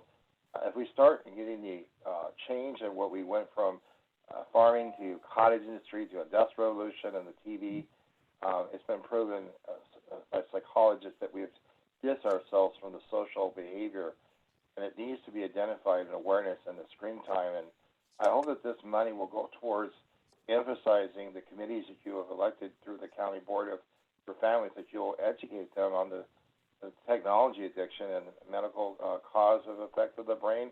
And 2014 Psychology Today shows the MRI that the brain has been altered into a state of shock. In other words, under 2-0 by the World Official. We need to take this money and respectfully put the priority on top of what's provoking it, so we can get on top of it, so we can treat it and read more books. If we can achieve that from my website, we'll maybe have a chance to feel comfortable we're making some changes. Does that make sense? It does. Thank you for those comments today, Craig. Appreciate that very much. My website, you're more welcome. They're free, but we've got to give our students a Hope Squad, empower them, and I thank you, but we need to change the direction we're going. Thank you. Yeah, appreciate your comments. Thank you so much. Next, please, Amirani. Next we have Mary Ann. Your line is open. You may go ahead. Still on mute, Mary Ann. There you go. Okay. I am Mary Ann Bernard. I am a retired lawyer, used to represent state mental hospitals in another state, and the mother of an SMI adult. I am not familiar with the crisis intervention legislation you are discussing, but I did note in the first slide that the word stabilization is there, which is an opportunity, I think, to remind you about other funding, and that, and I don't know whether it's backwards. This won't help. And that Section 5840C, last clause of the Mental Health Services Act, which I am very familiar with, mandates you to use PEI funding for relapse prevention for people with existing severe mental illnesses. Now, crisis intervention centers are a wonderful place to do that, and stabilization is apparently part of this process. Historically, this group tried very hard to ignore that mandate, and I and the law firm of Schiff Hardin took it to the OAL, and they made you, in the existing PEI regulations, pay attention to that mandate. I'm here to remind you again that if you do not follow statutory mandates, there's a very easy, fast route to OAL to get you to do what they already made you do once. So for those of you who are working on PEI, once again, this is something that you should be doing, even if it isn't a statutory mandate, because it is so badly needed. When people bounce from crisis to crisis to crisis, they eventually end up dead or in jail. And we have to find ways to stabilize them. Our Commitment Act doesn't do it. I don't know if these programs do it, but they should. And there is that opportunity for other funding. So when you rethink the PEI regulations, if you don't want to go to rulemaking really, really fast, please bear in mind that part of the reason you get so much money for PEI is it's supposed to help people who already have severe mental illnesses, not just people who aren't sick yet. It's in the statute. You have to do both. I'm in favor of what you're already doing, mind you. I'm not objecting to it, but be sure you do everything you're supposed to be doing. Thank you. Thanks, Marianne.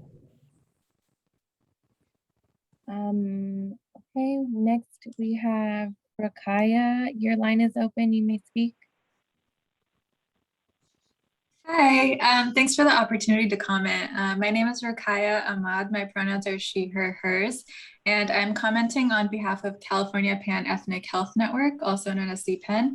And I think these comments might also bode well in the listening sessions, but CPEN is concerned that almost all mobile crisis response teams currently operated by county behavioral health departments are co-responder models that involve law enforcement. And so these models often end up doing more harm than good for communities of color who have endured ongoing violence from law enforcement. So we strongly urge the MHS-OAC to stipulate that mobile response programs supported by these funds not support programs with any law enforcement involvement. Because this is really an opportunity to build an alternative system that's more racially just and more effective. And currently there are effective community-driven models in operation that could be scaled and sustained. In addition, services should meet the language access needs of California's diverse communities. So from the first point of contact, community members must be able to receive services in their primary language and without fear of any criminalization. And the program should be required to conduct robust, culturally and linguistically competent outreach to their own local communities. And lastly, regarding the evaluation process, we feel that the MHS-OAC should design evaluation and accountability measures that specifically center racial equity and should require counties to collect robust demographic, patient-centered outcome and system efficacy measures. And the data should be regularly provided to the public to inform refinement of the program and to determine next steps. Thank you for your time. Thanks, Rakaya. Those are good parameters to include in our thinking on this. Thank you for that.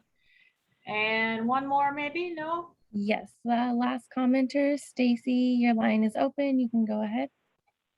Hi, Stacy Hiramoto with REMCO, the Racial and Ethnic Mental Health Disparities Coalition.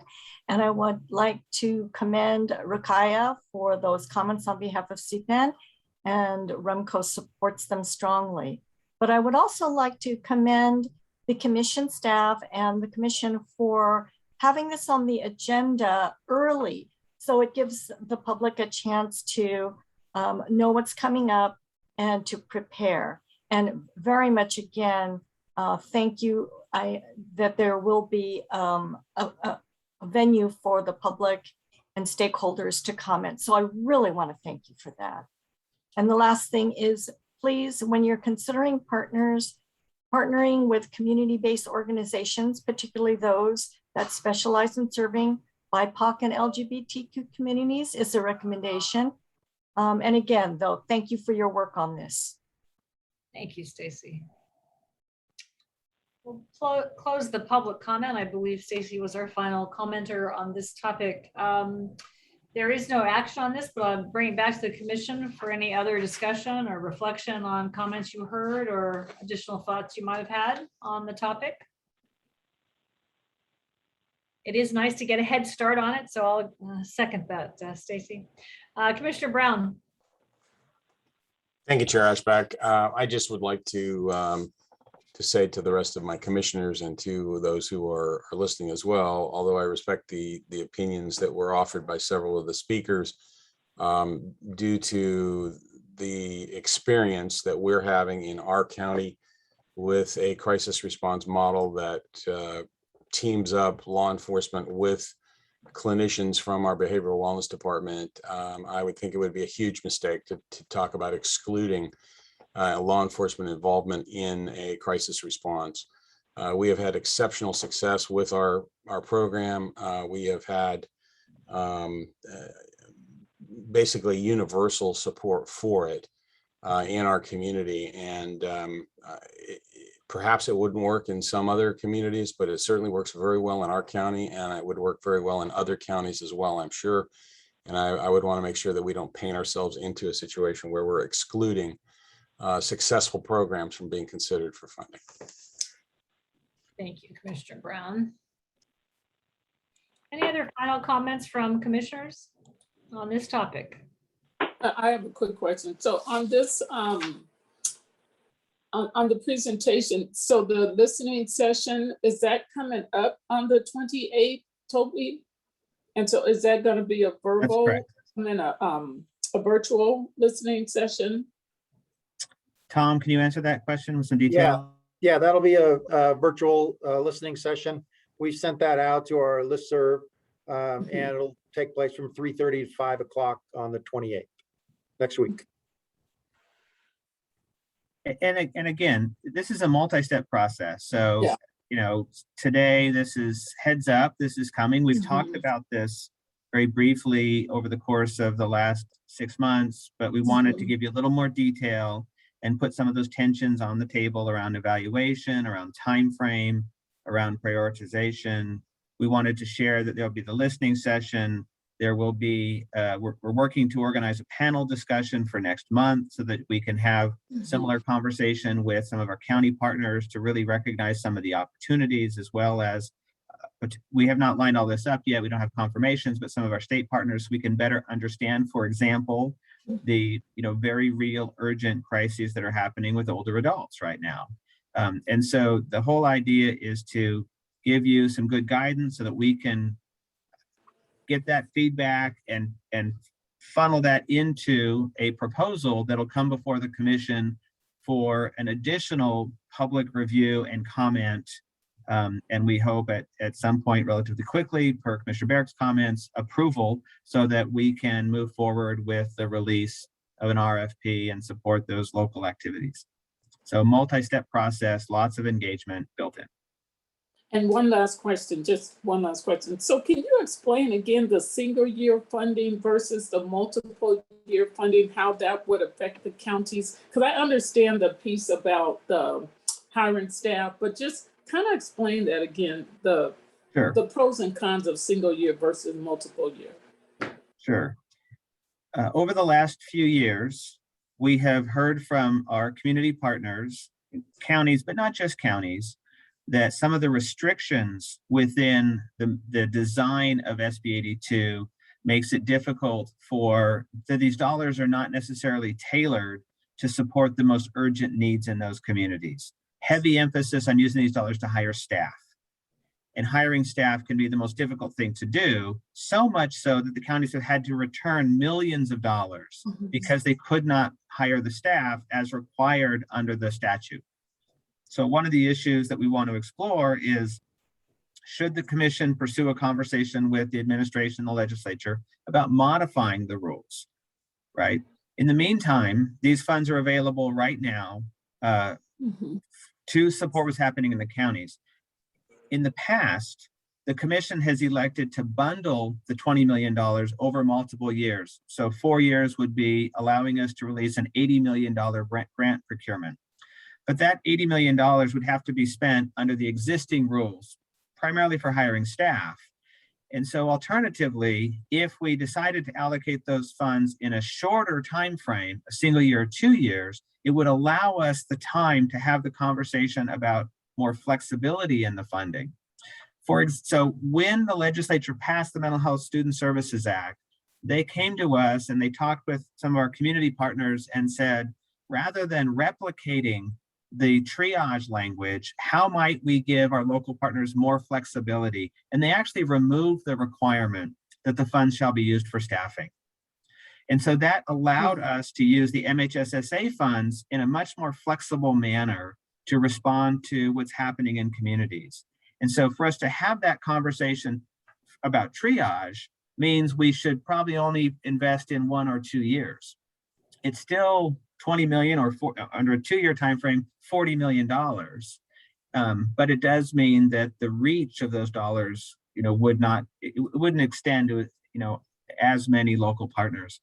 The other thing the commission needs to think about, and this is always difficult, is the goal to give a small grant to everybody, or do we try to make a larger investment in a smaller number of programs? So there's a whole series of trade-offs here that we will write up for you and we'll begin to discuss at that community forum, as well as next month on the commission's full agenda. Does that help, Commissioner? Thank you. Yes. Or in addition to a few or many, we've often talked about regional collaboratives as well. If I have a mental health need, I may not be in my home county, and it may not be helpful to be next door in another county. So there's lots of ways to get at that. Commissioner Barrick, do you have a hand raised again, or is that was okay? Any other commissioner comments on this triage issue? More to come, I think is safe to say. All right, friends. Well, that concludes the Mental Health Commission, our 2000th virtual meeting. Oh, no, wait, it hasn't been 2000. It just feels like 2000 virtual meetings. Thank you to everybody for your time. May we all continue to carry in our hearts all those folks that are struggling with things close to home, like COVID and wildfires and things a little farther away, but close to many of our friends. Afghanistan situation and what we see happening in other parts of the country. So a moment of gratitude for all of you, and thank you to all of you for the time this morning. And with any luck, it won't be 110 in the valley much longer. There might be fall on the horizon. We're going to hope for fall. So anyway, stay well, everybody. Yeah, Commissioner Brown.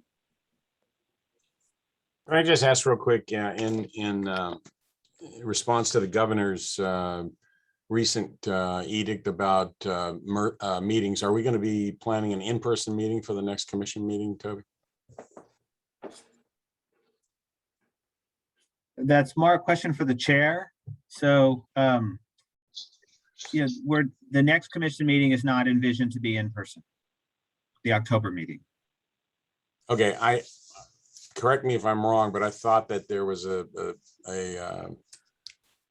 some kind of a directive from the governor's office that that state commissions as part of state organizations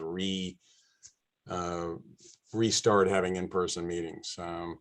We're getting a briefing on it tomorrow here in our county, but maybe it hasn't worked its way up yet. But my understanding is at least that's what's been put out.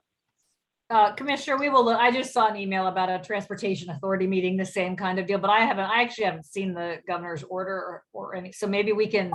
I think we all share the desire to be together at least some moment. So can we look at that and then circle back? Yeah. Yep. Thanks. Yeah. Thanks for raising that. All right, all. I'm returning to you 7 minutes. So you're welcome. Enjoy your 7-minute break till your next 1 o'clock meeting. Stay well, everybody. Thank you. Bye.